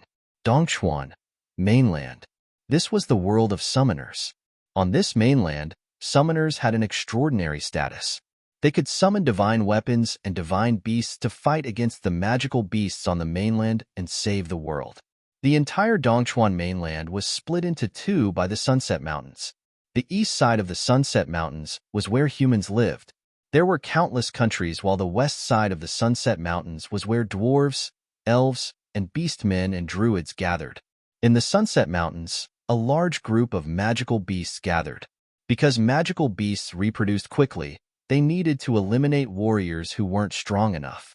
Therefore, every once in a while, high-level magical beasts would launch a wave of beasts to attack human towns. While plundering resources, they were also eliminating the weak. This was the magical beast rule of survival, of course. This had nothing to do with Suwon right now. She entered the mainland and became the third miss of the second family in Might City, Olin Country. According to the Su family's tradition, only direct descendants had the right to cultivate in the main branch of the Su family in Might City. The reason why Suwon could make an exception and enter the main branch of the Su family was because other than a genius successor, there was also a daughter. This daughter, Su Wu, had just passed her 15th birthday. According to Dongchuan Mainland's tradition, if a person had the chance to become a summoner, they would be able to successfully activate their spiritual power before they turned 15 and successfully summon their personal divine weapon or divine beast. However, Suwu still couldn't summon anything up until now. Plus, this eldest miss of the Su family was cowardly and weak. She had been secretly in love with Might City's Castellan son, Longli. She would often secretly watch young Castellan Long cultivate with her servants. This wasn't a secret in Might City. Because of Su Wu, the entire Su family became a joke. Thankfully, at this time, a genius girl appeared in a branch of the Su family in a small town. She was Suwon. Suwon successfully activated her spiritual power when she was 14. Although she awakened late, her personal divine weapon was a third-grade profound sword. Swords were the king of weapons. People who could summon a profound sword were all rare geniuses. Su family was a family that focused on swords. After finding out about Suwon, the Su family immediately sent people to bring her to Might City. From then on, she replaced Su Wu and became the most pampered young miss of the Su family. As for the legitimate daughter, Su Wu, because she was weak and useless, She lived in the most rundown courtyard in the Su family. She was bullied by the servants in the Su family. Unable to bear the humiliation, she could only secretly pray for her brother who was training in the faraway Sunset Mountains to come back soon. Unfortunately, before her brother, Su Zhan, could come back, Su Wu was killed. It was also at this time that the female assassin from another world, Su Wu, transmigrated into this good-for-nothing lady's body. From then on, she was like a phoenix in nirvana. She started her legendary path of counterattacking, killing monsters, leveling up, abusing trash, taking in beautiful men. The female agent's transmigration path was just that smooth and short. There were so many male supporting characters in this world that they could form a long line. Might City was just a beginner's village where the female lead conquered the mainland. In the future, she would have to change many maps. If Su Rue became the male supporting character of another map, for example, the Elf Prince, then Su Wan really wanted to cry. Right now, Su Wan was sitting in her room. She forced herself not to think about Su Rue's matters. She closed her eyes and quietly sorted out the original owner's memories. The current plot had already developed to the point where the female lead, Darren, successfully summoned her first profound beast. It was a small white wolf dog. Don't look down on this lecherous, gluttonous, and cute dog. It's actually not a dog. Could it be it's a dragon? What a joke. It's not like it's the White Dragon King, okay? It was actually a divine beast, the Silver Moon White Tiger. Right now, it was just sealed by its enemy, the Great Demon King. Ever since she had the divine beast, Little White, the female lead, Su Wu, started using the method that Little White taught her to open up a new path as a summoner. She could take other people's weapons or the magical beasts she saw into her spiritual sense. Then when she needed them, she could summon them at will. This summoning method was passed down from ancient times. Now, it had been lost. Su Wu, who had such a heaven-defying cheat, could summon whatever she wanted from now on. If she encountered a strong enemy, she could even close the door and summon the divine beast. In short, her path to leveling up was too easy. Of course, this was all in the future. Right now, Su Wu and her divine beast were still unpopular in the Su family. The Su family was collectively blind and couldn't tell how powerful the female lead was. But after the female lead transmigrated, she attracted the male lead's attention when she casually strolled on the streets. How could the rumored good-for-nothing, love-struck, and cowardly Miss Su have such bright eyes? How could she have such a valiant temperament? This didn't make sense. As the successor of the #1 family in Might City, Xiaoyan had always thought highly of himself. Plus, the Xiao family and Su family had an engagement. But the Xiao family looked down on the good-for-nothing Su Wu. Later, when Su Wan came to the Su family went with the flow and wanted to betroth Su Wan to Xiaoyan. To be honest, the elegant and distinguished Xiaoyan's first impression of Su Wan was pretty good. She was an arrogant genius young lady. Although she came from an unremarkable branch, she possessed a confidence that many people didn't have. After interacting with Su Wan twice, Xiaoyan was quite satisfied with her. The two also confirmed their relationship under the arrangements of the two families. But ever since he accidentally discovered the interesting Su Wu on the streets, Xiaoyan couldn't help but be attracted to her. He started paying attention to Su Wu's matters and couldn't help but follow her secretly. There was once when Xiaoyan personally saw Su Wan bringing people to insult Su Wu. At that moment, he wanted to step forward, but unexpectedly, he saw the good-for-nothing that everyone looked down on suddenly summon dozens of small iron swords. At that time, everyone around them retreated in fear. Su Wu shocked everyone with a single brilliant feat. Right now, Xiaoyan was extremely interested in her. Plus, he thought that he had seen through Su Wan's overbearing nature. He decided to cancel the engagement with Su Wan and marry Su Wu instead. Needless to say, the male lead's thoughts were beautiful. According to the original plot, his canceling of the engagement caused a huge disturbance in the Su family. Su Wan had been a genius in the family since she was young. She couldn't accept that Xiaoyan canceled the engagement, and even more so, she couldn't accept that Xiaoyan took the initiative to marry Su Wu. What was even more dramatic was that Su Wu actually rejected Xiaoyan's proposal without hesitation in front of everyone. Are you kidding me? Do you think the female lead is a cabbage on the streets? You can buy it and throw it away whenever you want? That's right. There were countless handsome men waiting for the female lead. Therefore, male lead, you still have a long way to go in order to chase after your wife, third miss. The Su family's servant's voice interrupted Su Wan's thoughts. Although she was a direct descendant of the Su family was still used to calling her third miss. What is it? Su Wan glanced at the blue-clothed young lady in front of her. Her name was Su Pei. She was the maid that the master assigned to Su Wan.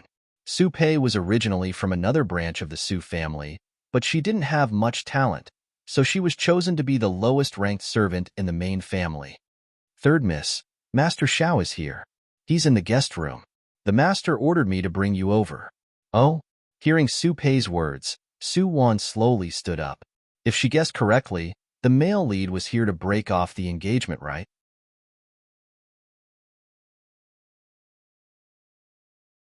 Chapter 242. Su family's guest hall. Right now, Su family's lord, Su Ya, was chatting with Xiao Yin with a smile on his face. The elders sitting around them were calm like an ancient well. Xiao Yin was chatting with Lord Su here and there. He was clearly absent-minded. Young people were full of vigor. Master Su understood Xiao Yan's thoughts, but he found it strange that it was normal for Xiao Yin to come and see Su Wan. Why did he ask him to bring Su Wu over? Not long after, Su Pei led Su Wan over. The bright and beautiful young woman wore purple attire. Everyone's eyes brightened as soon as she entered. Su Wan greets family head, elders, and Master Xiao. After Su Wan entered, she started greeting everyone elegantly and politely. Su Ya kept a smile on his face, while Xiao Yin merely glanced at Su Wan carelessly. Thinking of how she led a group of people to insult Su Wu that day, he felt that she was hypocritical and disgusting. Feeling Xiao Yan's unkind little gaze, Su Wan was automatically immune to it. There are a lot of people who hate me. Who do you think you are? Not long later, Su Wu appeared at the door of the guest hall without any resentment. During this period of time, Su Wu had grasped the ancient summoning method that Little White gave her. She had been cultivating hard and had tried to store a lot of weapons. Her realm had slowly risen from the lowest grade 9 summoner to grade 8. As long as she reached grade 8, she could store and summon higher level weapons. But now, her father suddenly summoned her to the guest hall. Apparently, her ex-fiancé wanted to see her. Su Wu was puzzled. Why was that scumbag looking for her? Was he going to humiliate himself again in front of a large group of people? I'm here. Feeling extremely displeased, Su Wu carried Little White and walked into the guest hall listlessly. She had been Su family's disgrace and joke for a long time. Therefore, Su Wu didn't care about her image at all. She also knew that the elders in Su family looked down on her. Even the reason why her father didn't chase her out of Su family was because she had a monstrous genius brother. He had borrowed Su Zhan's glory. Unfortunately, that evildoer went to train in the setting sun mountains. He was gone for 3 years. God damn it, who knows if he'll come back or not. Therefore, Su Wu felt that it was better to rely on herself than her big brother. Su Wu had been absent-minded the moment she walked in. She didn't know any etiquette at all. This made Su Ya's expression darken. Before Lord Su could fly into a rage, Xiao Yin hurriedly smiled and stood up. Lord Su, I actually have something to discuss with you this time. What's the matter, nephew Xiao? Hearing Xiao Yan's words, Su Ya could only put Su Wu's matter aside for now. He turned to look at Xiao Yin kindly. I'm here this time for my marriage with Su Wan. Master Su, I want to break off the engagement. Su Wan's voice interrupted Xiao Yan's next words. Everyone's gaze fell on Su Wan. Xiao Yin was really caught off guard. Meanwhile, Su Wu looked at Su Wan in astonishment and suspicion. This arrogant woman actually wanted to break off the engagement. Did she find a better man than Xiao Yin? Speaking of which, in Su Wu's memory, only Long Li and Su Zhan could be mentioned in the same breath as Xiao Yin in Might City. Amen. This woman couldn't have taken a fancy to Long Li, right? What kind of taste did she have? Su Wu seemed to have forgotten that her original body had always been infatuated with Long Li. Su Wan, don't talk nonsense. Hearing Su Wan's words, Su Ya immediately slammed the table and shouted coldly with a sunken expression. You're right. I'm not talking nonsense. Lord, this is my marriage. Suwon doesn't want to regret it for the rest of my life. Master Shao is indeed a dragon among men. Unfortunately, he's not the person in my heart. Suwon knew that Suya would lose face if she broke off the engagement. He would be really angry, but she definitely wouldn't wait for the male lead to break off the engagement. Plus, this was the start of the original body, Suwon, being used as cannon fodder. It was also the start of the male lead and female lead's lifelong entanglement. From this moment onwards, Suwon was going to change everyone's fate. Nonsense. You're simply nonsense. Suya angrily cursed a few more times before turning to look at Xiaoyan awkwardly. Nephew, don't mind him. He's still young and he's throwing a tantrum. Don't take it to heart.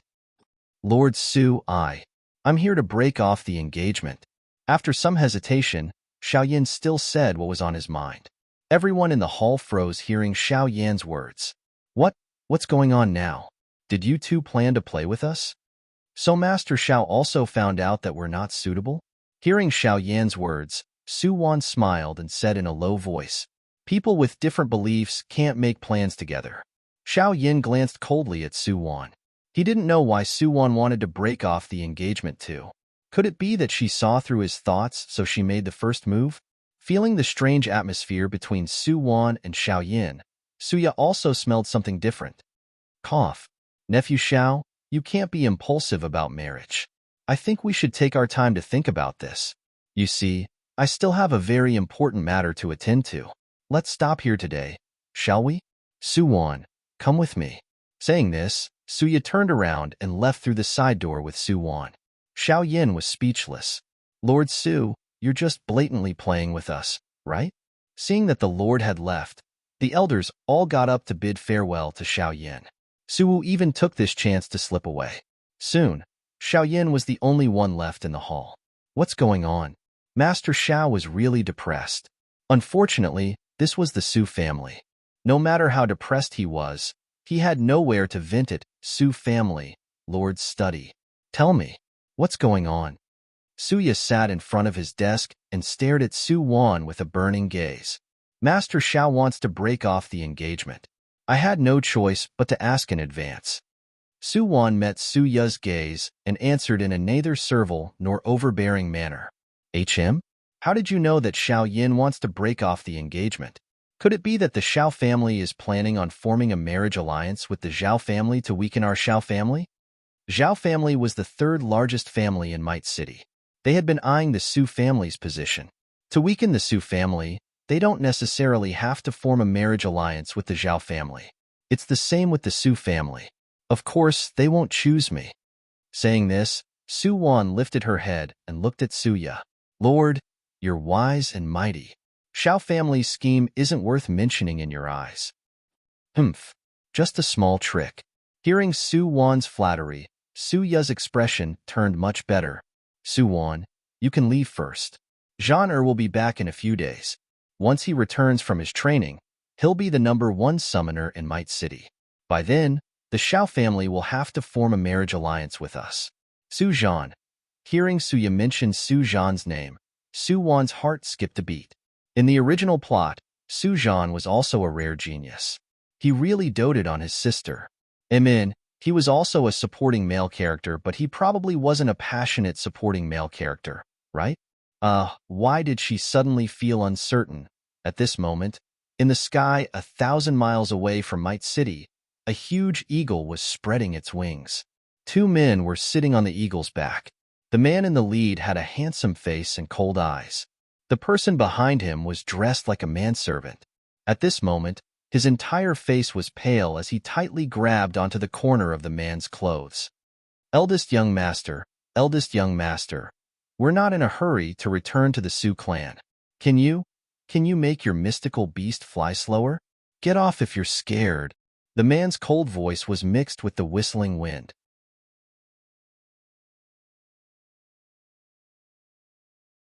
Chapter 243.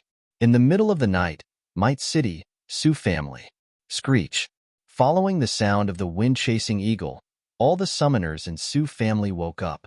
This sound was the 6th level summoning beast, the wind-chasing eagle. In the entire Might City, there were only a handful of families with 6th-level summoning beasts. Only the Long family had this kind of flying beast that could travel thousands of miles in a day. Could it be that someone from the City Lord's residence had come to visit in the middle of the night? In an instant, the entire Su family was busy. Su Wan was also woken up by the sharp cry of the eagle. She turned around in annoyance, planning to continue sleeping. What could happen to the Su family? There wouldn't be any big boss in the newbie village for a while. She should sleep peacefully and think about how to contact Su Rue. Third miss. Before Su Wan could fall asleep again, she was woken up by Su Pei's voice. Could she still sleep peacefully in the middle of the night? What's the matter? Su Wan got up from the bed and looked irritably at Su Pei, whose face was full of surprise and infatuation. Third miss, Master. Master is back. Oh. Su Wan responded. Wasn't it just Su Zhan back? HM? What did you say? Su Wan, who wanted to lie down and change her position, suddenly sat up. Su Zhan is back? Su Pei was speechless. She actually dared to call her Adonis by his name. Yes, Master is back. Su Zhan, Master Su, the enchanting Adonis in the hearts of thousands of girls in the Su family. In short, every time Master was mentioned, Su Pei felt her maiden heart ripple. Master is so handsome. Master is so gentle. Master is so amazing. Su Wan frowned on the bed. She didn't have the mood to look at Su Pei's infatuated face. Something was wrong. Something was really wrong. Su Zhan couldn't have come back at this time. Unless, Su Wan's expression suddenly changed. She didn't even bother to put on her coat. Wearing thin pajamas, she wanted to dash out barefooted. But before she reached the door, her door was pushed open. Huff. Along with the cold wind, a cold body hugged her tightly. Su Pei, who was carrying Su Wan's boots, saw the man hugging Su Wan at the door. She couldn't help but open her mouth wide and shouted in disbelief. Did I hold the shoes the wrong way? The eldest young master was hugging the third young Mississippi. No, he was nibbling. No, touching her? Oh my God. My maiden heart is broken into pieces. Get out. With a cold shout, Su Pei felt a sharp pain in her waist. Then, she was pushed out of the door by a strong gust of cold wind. She fell flat on her face. Su Pei, I'm so sad. I feel like I won't love him again in the room. Su Rue kissed Su Wan while the two of them retreated. When they retreated to the bedside, their clothes had already been taken off. Wife, you've worked hard. Su Rue gently bit Su Wan's earlobe and whispered in her ear. It's not hard. You're the one who's suffering. Su Wan's eyes were a little moist. She wasn't a woman who liked to cry, but at this moment, in Su Rue's arms, she really wanted to cry loudly. She wanted to tell him loudly that she loved him. She couldn't live without him. It is very bitter. Su Rue glanced at the tears in the corners of Su Wan's eyes. His heart ached as he lifted his hand to help her wipe them. In the next second, he was already pressing down on Su Wan's body. Wife, how are you going to compensate me? Compensate? Su Wan couldn't help but smile through her tears. The spiritual power in her body circulated. She flipped over and pressed Su Rue under her body. We'll fight for 300 rounds until you can't fight anymore. What do you think? Su Rue furrowed his brows under Su Wan's body. He had a thoughtful expression on his face. This suggestion isn't bad, but you have to be prepared for a long battle. This general's fighting strength is definitely MMM. Su Wan used her kiss to block Su Rue's words. If you want to fight, then fight. Why do you have so much nonsense to say? General Su was speechless. If I don't battle you until you can't get out of bed for 3 days and 3 nights, then I'm not Su Rue. Thus, the next day in the Su family. Where's the master? Have any of you seen the master? Speaking of which, the master came back riding the Windchaser Eagle last night. He was so cool and at ease, but in the blink of an eye, he was gone. The clan leader said that the master was tired and needed to rest, so these people dispersed. However, they didn't see the master at the clan's cultivation field this morning. He didn't even come to eat breakfast. Could it be? The master was on the verge of breaking through again, so he went into seclusion to break through as soon as he came back? The third miss didn't come today either? It was unknown who muttered this, but it immediately caused a wave of resonance.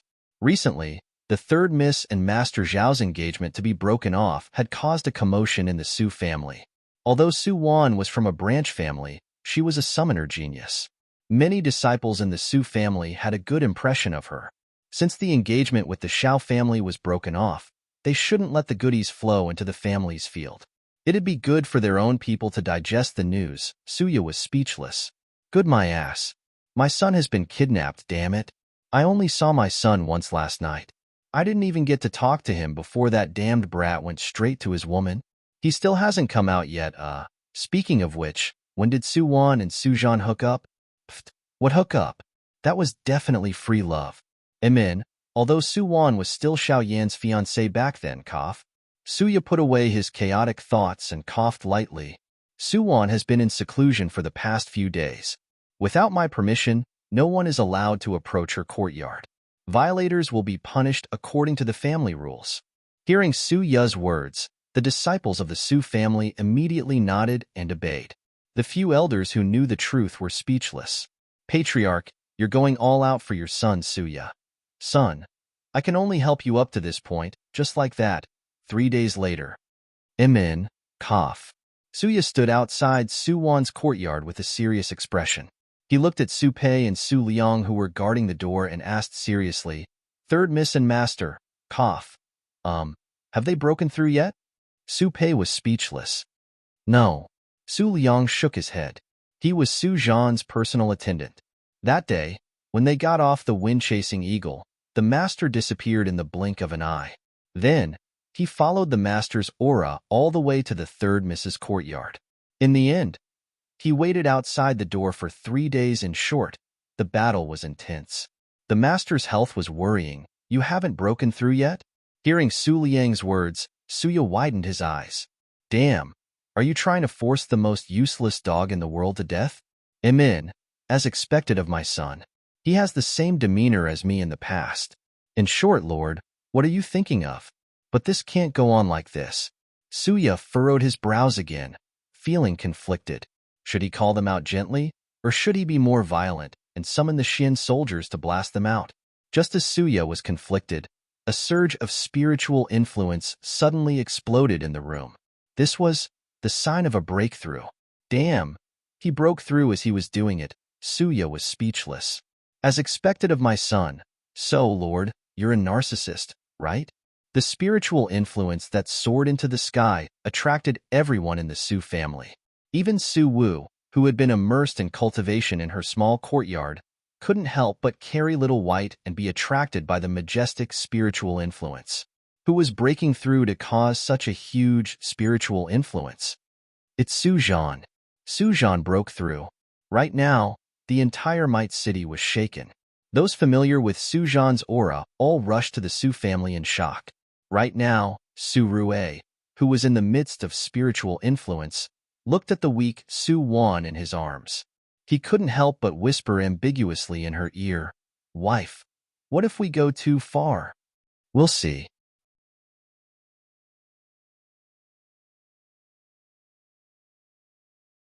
Chapter 244. The surging spiritual energy formed a spiritual cloud in the backyard of the Su residence. Not only did it startle everyone in the Su family, but the few heavyweights in Might City also came to the Su residence. Su Zhan, Su family's most monstrous genius. He was about to break through to grade 3 summoner at the age of 20. Summoners were ranked from the lowest to the 9th grade. Summoners from the 9th grade to the 6th grade were called beginner summoners. Summoners from the 5th grade to the 3rd grade were called intermediate summoners. Once a summoner surpassed the limit of the 3rd grade and ascended to the 2nd grade, they were called advanced summoners. In the Dongchuan mainland, intermediate summoners were already the mainstay of the entire mainland, while advanced summoners were the geniuses who lived in the upper class. They were the elites who had the most hope to reach a higher level. Above the advanced summoner was another realm. Might City was just a small city in Orinda country. Orinda country was just an unremarkable mid-sized country among the countless countries in Dongchuan continent. Right now, the highest level person in the entire Might City was the Castellan, Long Qinzhan. However, he was already over 60 years old this year and was still a grade 1 summoner.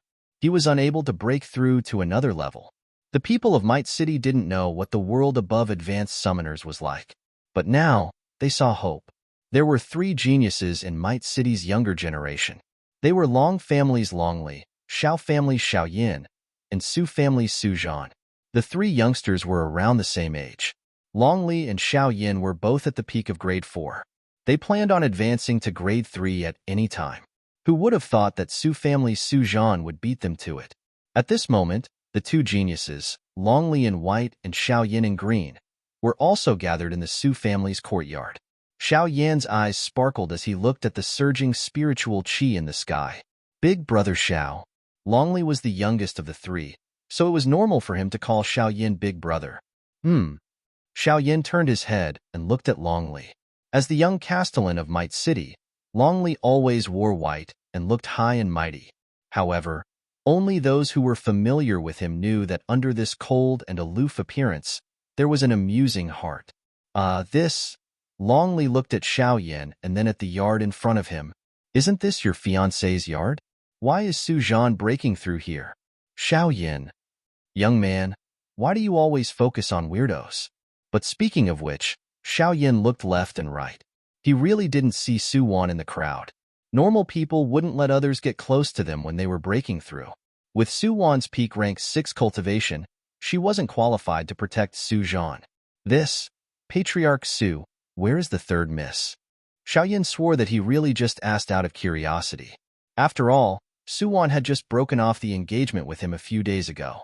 Suya seemed to be really unhappy at that time.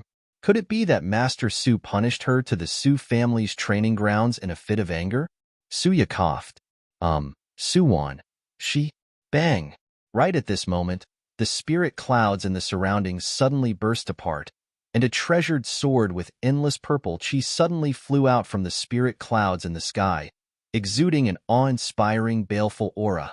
This is the peerless evil sword, Purple Ming. Legends had it that this sword was forged by a swordsmith tens of thousands of years ago, using the souls and bones of countless magical beasts. The day the sword was forged, it slaughtered an entire city. Only people full of baleful aura could summon it. As for the person who could truly control it, besides that swordsmith, there hadn't been a second person in tens of thousands of years. Evil sword, a peerless evil sword. For a moment, the atmosphere in the entire Su residence changed. Everyone's expressions turned solemn. Even Long Qianzhan was prepared to summon his magical weapon at any time. Once Su Zhan couldn't control this peerless evil sword, it would definitely be a disaster for Might City. At this time, the evil sword, Purple Ming, seemed to have been summoned. It carried a sharp purple aura and slashed down. In an instant, the sword aura crisscrossed and sand and stones flew everywhere. By the time everyone opened their eyes again, the residence in front of them had already turned into ruins. This was the scene that appeared in front of them. Su Zhan wore a thin shirt and held the Purple Ming sword in one hand, while his other hand held the young lady next to him. Wife, are you okay? Dust flew everywhere. Su Rue couldn't help but use his spiritual power that hadn't dissipated to disperse the dust around Su Wan.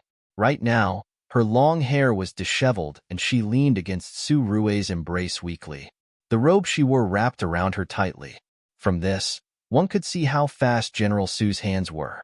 So what if he knew how to take off his clothes? That was a skill. There were so many men outside. General Su definitely wouldn't let his wife expose a bit of her body. Right now, everyone gathered here was dumbfounded. Su Zhan really controlled the Purple Ming sword. No, more accurately, the Purple Ming sword was obediently subdued by Su Zhan. The other families in Might City felt like they weren't feeling good. That was a peerless evil sword. It wasn't a kitchen knife used to cut meat. Just how many magical beasts did Su Zhan kill in the Sunset Mountains in the past 3 years? His baleful aura could actually subdue the Purple Ming sword? Was he going to defy the heavens? While everyone was dumbstruck, only Long Li blinked and looked at Su Rue and then at Su Wan. Did no one find the relationship between Master Su and Third Miss weird? Congratulations, family head Su. Congratulations. Long Qianzhan was the first to react in front of everyone. He congratulated Suya with a smile on his face. Congratulations. Congratulations. The others immediately surrounded Suya to congratulate him. Suya smiled faintly while secretly giving Su Liang a look. Su Liang immediately pulled Su Pei to Su Wan's side. Third miss, look. What? Am I an eyesore standing here? Su Wan naturally understood what Suya meant. Wasn't he afraid that everyone would find out about her relationship with Su Zhan? What was this? She and Xiao Yin had already broken off the engagement. Was she still afraid of Xiao family? Scram. Su Rue lifted his hands and pulled Su Liang and Su Pei to the side. Wife, ignore them. We haven't decided the winner yet. Do you want to continue in my room?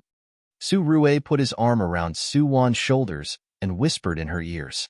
Everyone said that there were only cows that died from exhaustion, not fields that were plowed. But General Su, you just broke through and your health bar was full. You're breaking the rules, right?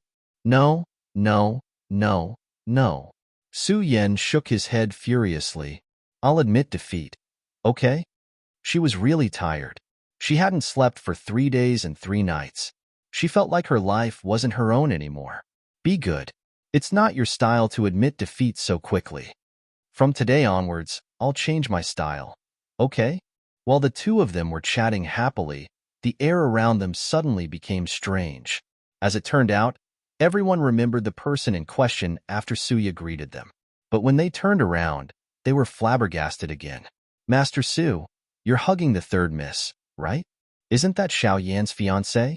Only the direct descendants of Su family had heard about Xiao Yin and Su Wan breaking off the engagement. Xiao Yin didn't even have time to discuss it with his father. Therefore, most people in Might City didn't know that the two had canceled the engagement. Therefore, the situation became awkward. Everyone looked at Su Zhan, who acted as if no one else was around, and then at Xiao Yin, who wore a complicated expression. 2 geniuses and 1 woman. They were going to start a love rival war, right? Father. Su Rue suddenly said to Suya in the silence, Xiao Wan and I haven't slept for 3 days. Let's go back to our room and sleep. You guys can continue. Saying this, Su Rue lifted his hand and drew a summoning circle in the air, immediately summoning his Windchaser Eagle. A whirlwind blew, and the Windchaser Eagle disappeared from everyone's sight with Su Rue and Su Wan. The audience was speechless. Master, you're not playing by the rules again.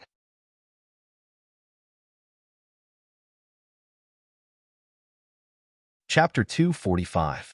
Su Zhan's return and breakthrough became a hot topic in Might City within a day. Of course, there were also rumors about Su Zhan and Xiao Yin fighting over a woman. One had to say that the commoners in Might City were very interested in these kinds of scandals.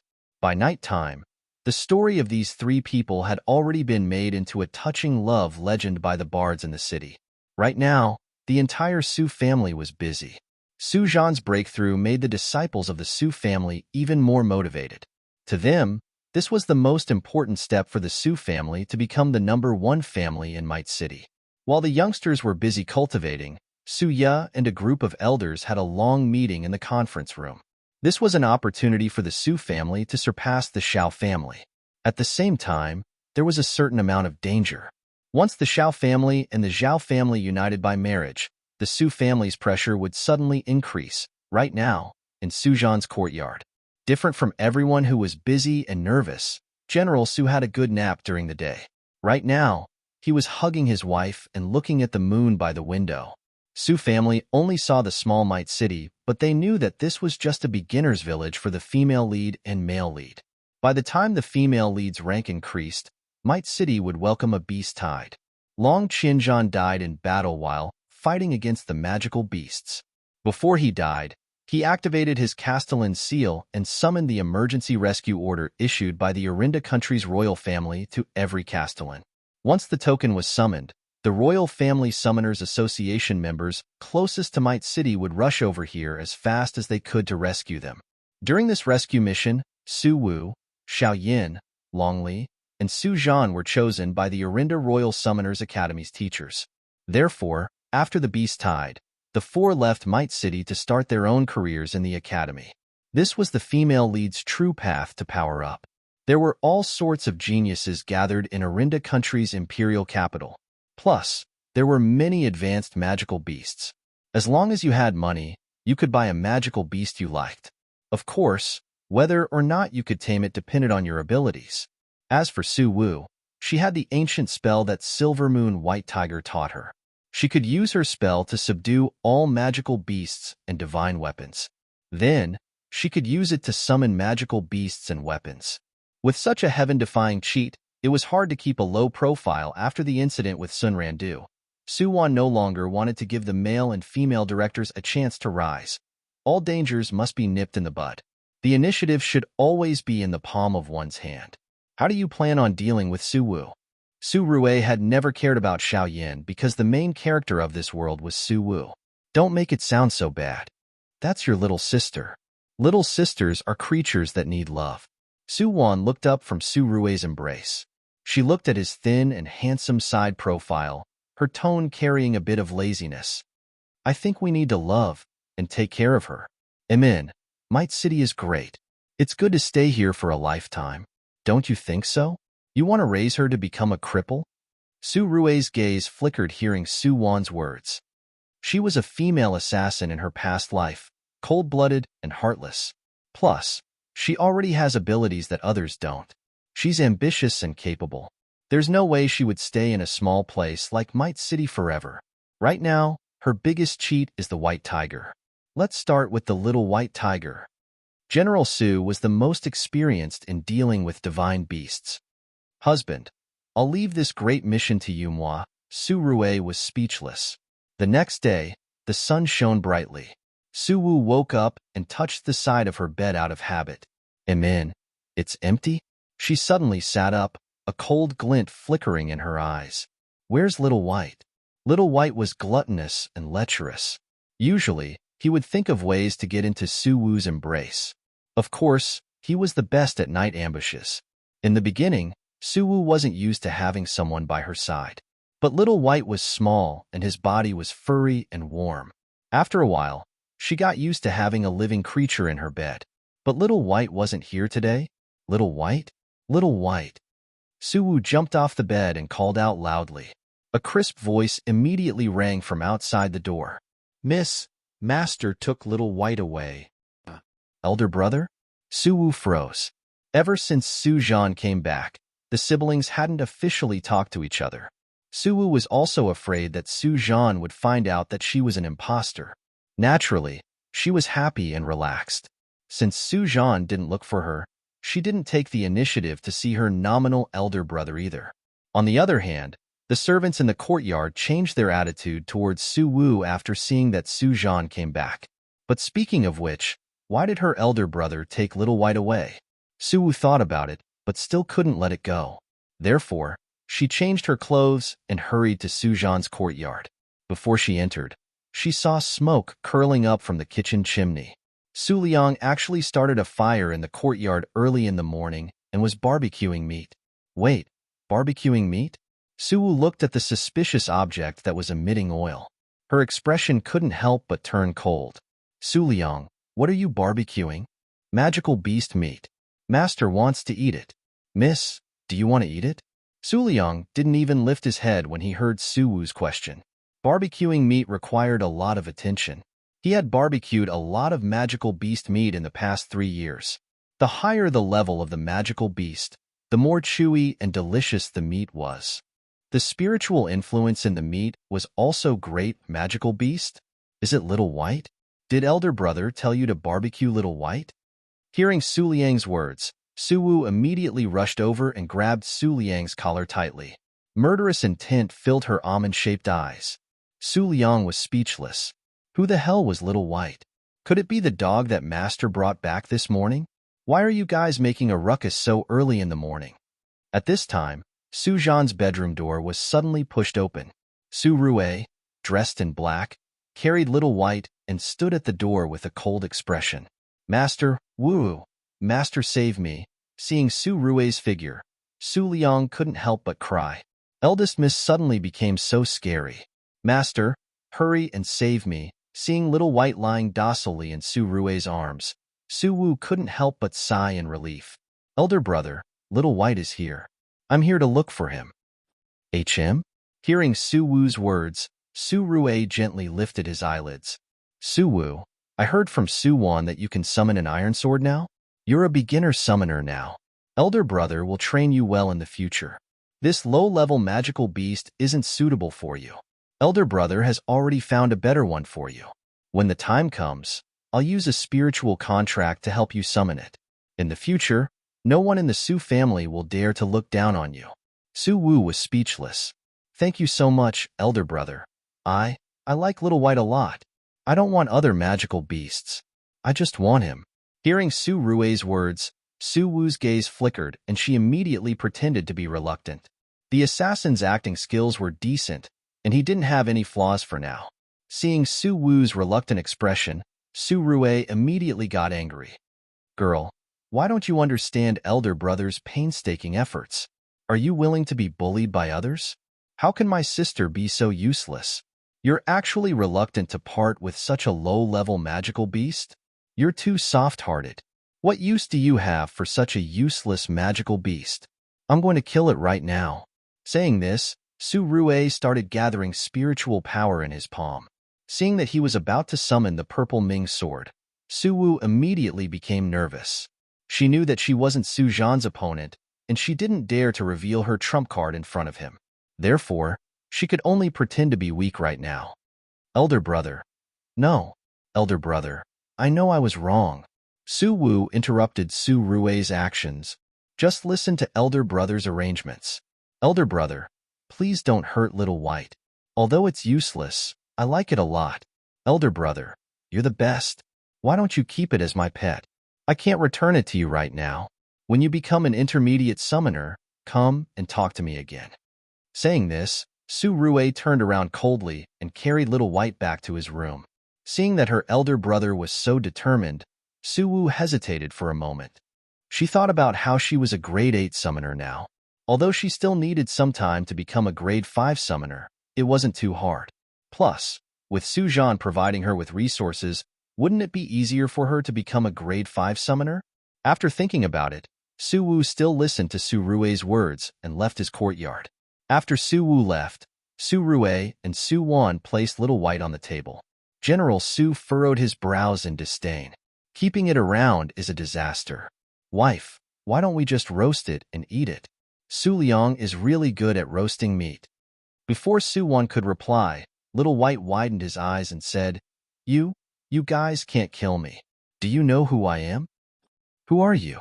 Su Wan bent down and touched Little White's head with her finger. Could it be that you're a divine beast that has been sealed and your brain is filled with lost ancient chants? Little White was speechless. How did you know?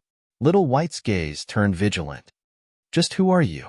How do you know this divine beast's identity? Su Wan couldn't help but pat Little White's head. Do you really think you're a divine beast? You've heard too many stories about traveling poets, right? All right. Seeing that you look pretty cute, you can stay here and guard the door for us. You're making the best use of your abilities. Little White was speechless. I'm a divine beast. You want me to guard the door like a dog? I won't. I'm not a dog. A certain divine beast felt like his pride was hurt. Even his tone became awkward. Yes, you're not a dog. You're just a low-level profound beast that looks like a dog. Su Wan couldn't help but attack him again. Sigh. You're a weirdo too. You can even talk. There aren't many profound beasts that can talk these days. I don't know what breed you are either. How about we dissect you and see? Hey, don't mess around. I'll go guard the door. Okay? A certain divine beast was speechless. What did they mean by a tiger being bullied by a dog?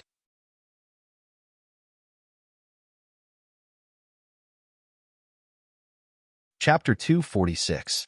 As a silver moon white tiger, Little White had always thought of himself as a superior existence.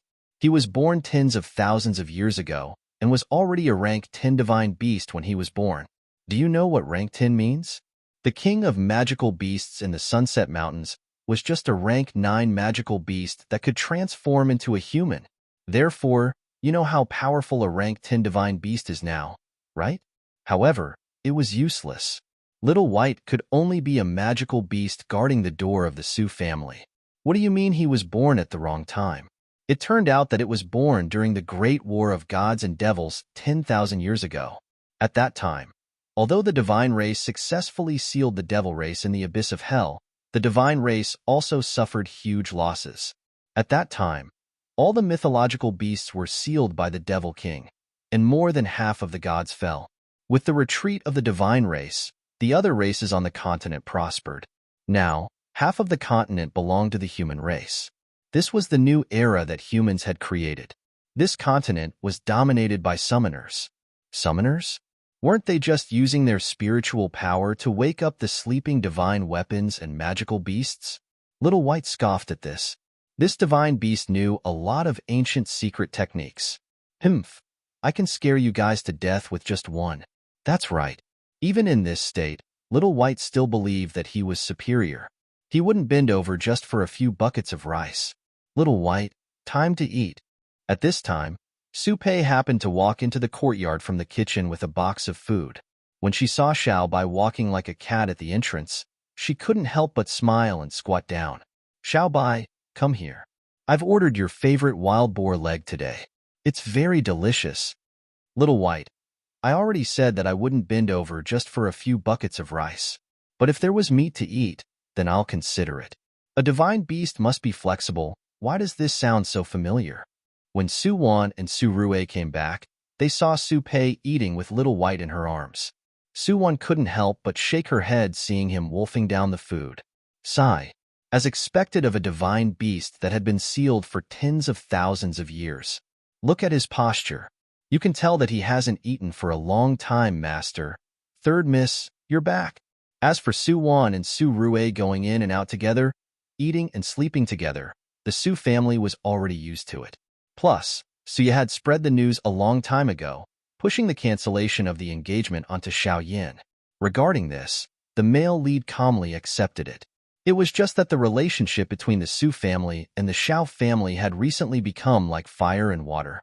Su family's young ladies and men were heartbroken by Su Wan and Su Zhan's strong union. Seeing Su Wan and Su Rue's figures, Little White subconsciously hid behind Su-pei. These two gave him a dangerous feeling. Seeing Xiao Bai's actions, Su Wan's gaze flickered. She turned her body and smiled as she tugged on Su Rue's robe. Zhan, didn't you say that you're going to teach me the mnemonic chant you just obtained? Hurry up, I can't wait any longer. Sure. It was rare for Su Rue to see his wife acting coquettishly. He immediately pulled Su Wan into the house with a smile. Su Liang, who was behind them, had to stop halfway and exchange a knowing look with Su-pei. Damn it, was he going to start torturing the single dogs again? Can you two please restrain yourselves? The sky had just darkened. Every night, they took turns doing something that was not suitable for children. Could they really break through just by doing it? Su Liang was ridiculing Su Zhan. An hour later, a large spiritual cloud gathered in the sky above Su Zhan's residence. The surging spiritual influence lit up the night sky and stole the moon's radiance. The entire Su family was in an uproar again. Heavenly. Heavenly. Master was going to advance again. Su Liang was speechless. Su Liang wasn't the only one shocked. A certain ancient divine beast was also shocked. Su Zhan advanced again? This didn't make sense.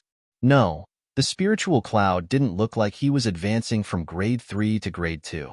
It should be Su Wan advancing from grade 6 to grade 5? That's right.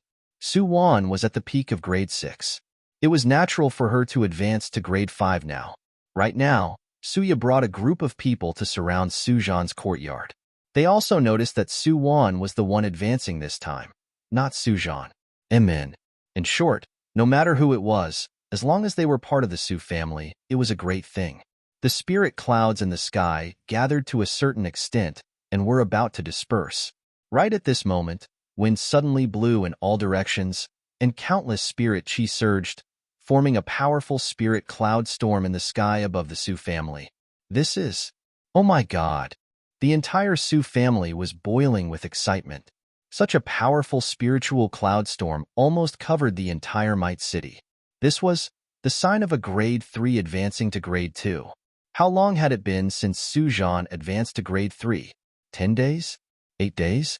He actually advanced to grade 2 at such a fast speed. How could people live like this? Not only the Su family, but the entire Might City couldn't sleep because of this. The future belongs to you youngsters. Long Qianzhan stood in the courtyard in the Castellan's residence and stared at the Su family, sighing slightly. The Su family had Su Zhan. No one could stop them. The number one family position in Might City was probably going to change hands, Su Zhan. In the Xiao family, not far from the Su family, Xiaoyan stood quietly on the rooftop, watching the spiritual clouds gathering endlessly in the night sky. His gaze gradually turned dark and gloomy. Su Zhan, you're an opponent worthy of me going all out. Xiaoyan looked down at the token in his hand. His sister, Xiaoya, had sent someone from the imperial capital to give him this token. This was the Royal Family Summoners Academy's token. Originally, Xiaoyan didn't plan on using his sister's connection to enter the academy. But it seemed like he had to leave Might City if he wanted to surpass Su Zhan in the shortest time possible. Su Zhan, you and I will fight one day. Even if it wasn't for themselves, they had to do it for each other's family's honor. Fate was silently being changed, and everyone was no exception. Su family. This time, Su Rue and Su Wan's advancement duet could be considered to have gained face for Su family. But this time, the two of them weren't lucky enough to summon a peerless treasured sword like Purple Ming. Of course, they shouldn't be too greedy. After the advancement ended, the two didn't even show their faces. They continued to roll in the bed in the room. Everyone in the Su family could only go home to wash up and sleep. Therefore, there was a new rumor in Might City the next day. Do you know about Su Zhan? Do you know that Su Zhan advanced? Do you know why Su Zhan advanced so quickly? According to an insider, he obtained a summoner's inheritance in the Sunset Mountains. This inheritance was good stuff. Apparently, he could level up as long as he had sex with a woman. What? You don't believe me? Let me tell you. My uncle's wife's aunt's son's second aunt's cousin's younger cousin works in the Su family. Apparently, Su Zhan doesn't do anything but have sex with his woman all day. There were all sorts of strange things in this world. Yet, there were still people who believed such a ridiculous rumor. More and more people believed this was the truth.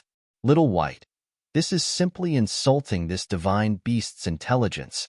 But there's definitely something fishy going on between the two. I must observe them carefully and find out their secret. As the rumors in Might City became more and more outrageous, the number of people who came to the Su family to visit Su Rue and learn martial arts from him could practically circle the city 30 times. Seeing the group of hungry men and a large group of women who couldn't satisfy their desires, Su Wan was also speechless. Thankfully, Su Rue always had a cold and aloof demeanor when he was calm. Normal people couldn't resist his cold aura, and they all obediently left the Su family.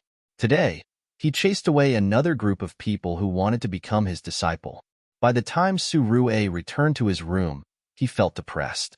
We can't continue like this. Su Rue sat on the chair, his expression dark. Then what should we do? Su Wan also looked at him anxiously. The inheritance you're cultivating right now is too domineering. Your advancement speed is too fast. Sooner or later, the royal family of Orin and even other countries on the mainland will covet it. By then, it might bring disaster to the Su family. Unfortunately, there are only cultivation methods that can increase people's spiritual power. There are no cultivation methods that can decrease it. Decrease my spiritual power? Su Rue's gaze brightened hearing Su Wan's words. It'd be great if I could contract with an advanced magical beast. I heard that advanced magical beasts can share spiritual power with their masters. That way, I can pass the excess spiritual power in my body to it. Unfortunately, there's no advanced magical beast in the entire Might City that can bear the burden of my spiritual power. Who said that there are no advanced magical beasts in Might City? At this time, a leisurely voice suddenly sounded outside the door. Xiao Bai walked in elegantly with his cat-like steps. This demonic beast? No, this divine beast is a level 10 beast. Do you know rank 10?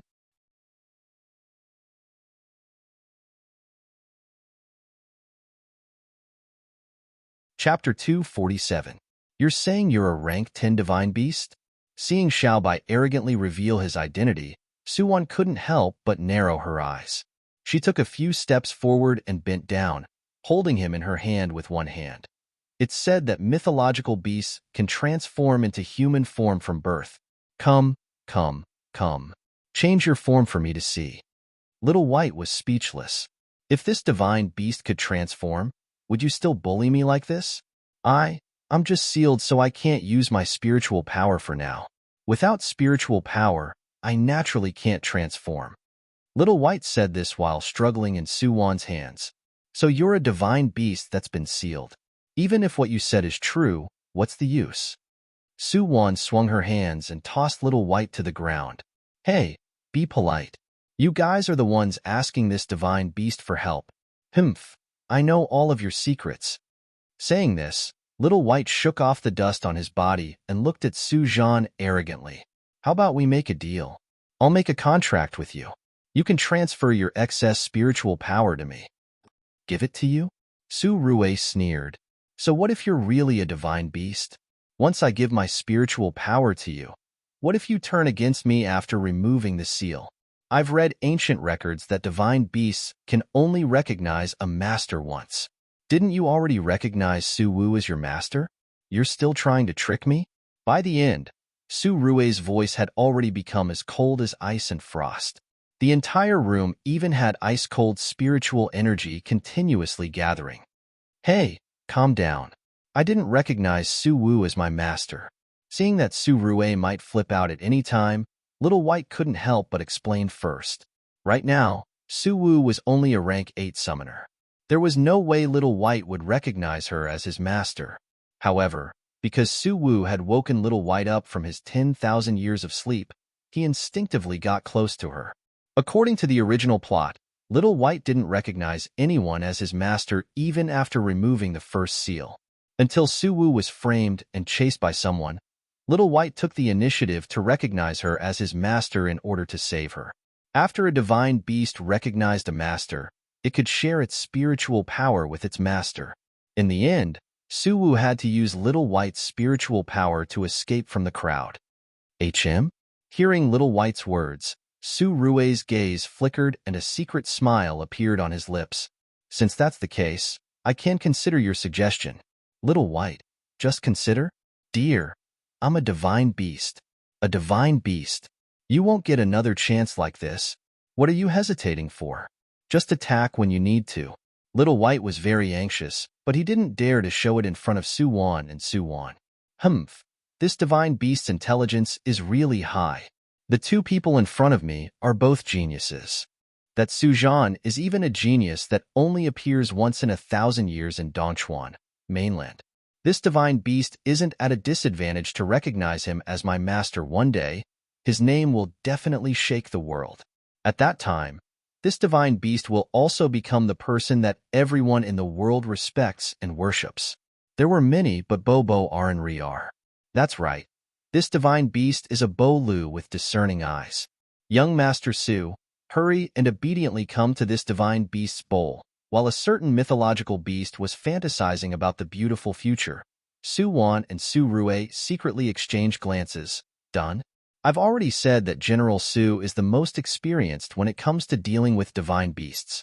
A certain White Tiger King and Black Dragon King sent a congratulatory message. Silver Moon White Tiger, please accept my condolences. All right, I'll trust you this once. As if he had finally made up his mind, Su-rue stood up and raised his hand to draw a contract formation in the air. Then he bit his finger and dark red beads of blood rolled on his fingertips. That's right, forming a master-servant relationship with a mythological beast didn't require an ordinary magical beast contract. Instead, it required the blood essence of the master and the mythological beast. Under the condition that both parties were willing, the blood essence would be dripped into the contract formation, and it would take effect immediately. Seeing that Little White had also dripped his blood on the formation, a red light flashed in the room. A silver moon-shaped mark flashed on Su-rue's forehead, and then disappeared without a trace. Master recognition successful. Su-won heaved a sigh of relief on the side. The first step of the plan was finally completed smoothly. It had to be said that this was all thanks to the Silver Moon White Tiger sleeping for 10,000 years. It was an inexperienced and simple-minded mythological beast. Moreover, after being sealed for so long, it must be extremely thirsty for power. When Su-rue displayed his endless potential and extraordinary aptitude in front of it, It was not surprising that it would make this choice. Su Wan and Su Rui's wishes came true, but a certain mythological beast was destined to die tragically. What happened to being the master that was worshipped by everyone on the continent? Although his master did become famous in the end, a certain mythological beast stayed in Might City with his master for his entire life.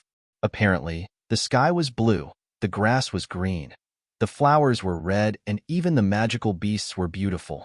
Master, I really want to go take a look. Su Rui, don't cook dinner for Little White today. He's full just from his mental food. Little White, Master, I was wrong.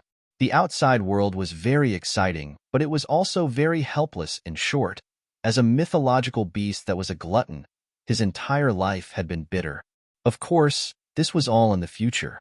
Right now, Little White, who had just recognized his master, felt that his entire body was filled with power. It was great to have a master who was a grade 2 summoner. This spiritual power was so abundant. Endless spiritual power surged from Su Rui's body. Little White immediately absorbed the spiritual power with all his might, gathering it somewhere in his body. He planned on breaking the first seal in one go. Once the first layer of the seal was unlocked, it would be able to use and cultivate its own spiritual energy on its own. Moreover, every mythological beast's mind naturally stored the inherited cultivation method of its own clan. Once the first layer of the seal was unlocked, Little White would be able to cultivate the cultivation method of its Silver Moon White Tiger clan. Crack. With a cracking sound, Whitey's body flashed with white light, and its entire body grew bigger. Although it was still in the shape of a small white wolf dog, it seemed to be a little more powerful. The seal was broken. The first seal is broken. The seal is broken. Little White excitedly jumped up and down in Su Rui's room. Su Rui and Su Wan exchanged glances and smiled helplessly. Although a certain mythological beast was over 10,000 years old, he was still a child. Though it wasn't good to lie to a child, Su Wan didn't feel any pressure doing it. Ajahn, now that Little White recognizes you as his master, how are we going to explain this to Sister Su Wu? Su Wan revealed a worried expression when he mentioned Su Wu. If she finds out that her favorite mythological beast has betrayed her, she'll be really sad. It's fine. Su Rui smiled faintly. Xiao Wu is still a grade 9 summoner right now. She still has a long way to go before becoming a grade 5 summoner. By then, she'll have grown up and will understand. Little White was speechless. Damn, he seemed to have taught Su Wu a really powerful ancient chant. Her cultivation speed wasn't slow right now. You're tuning in to the Romance Rendezvous YouTube channel. We're so grateful for your support, and don't forget to subscribe to join us on this incredible journey through captivating stories. Your generosity through donations truly makes a world of difference, as it's the primary source of revenue that allows me to expand and enhance this channel for you. Thank you from the bottom of my heart for being a part of this adventure.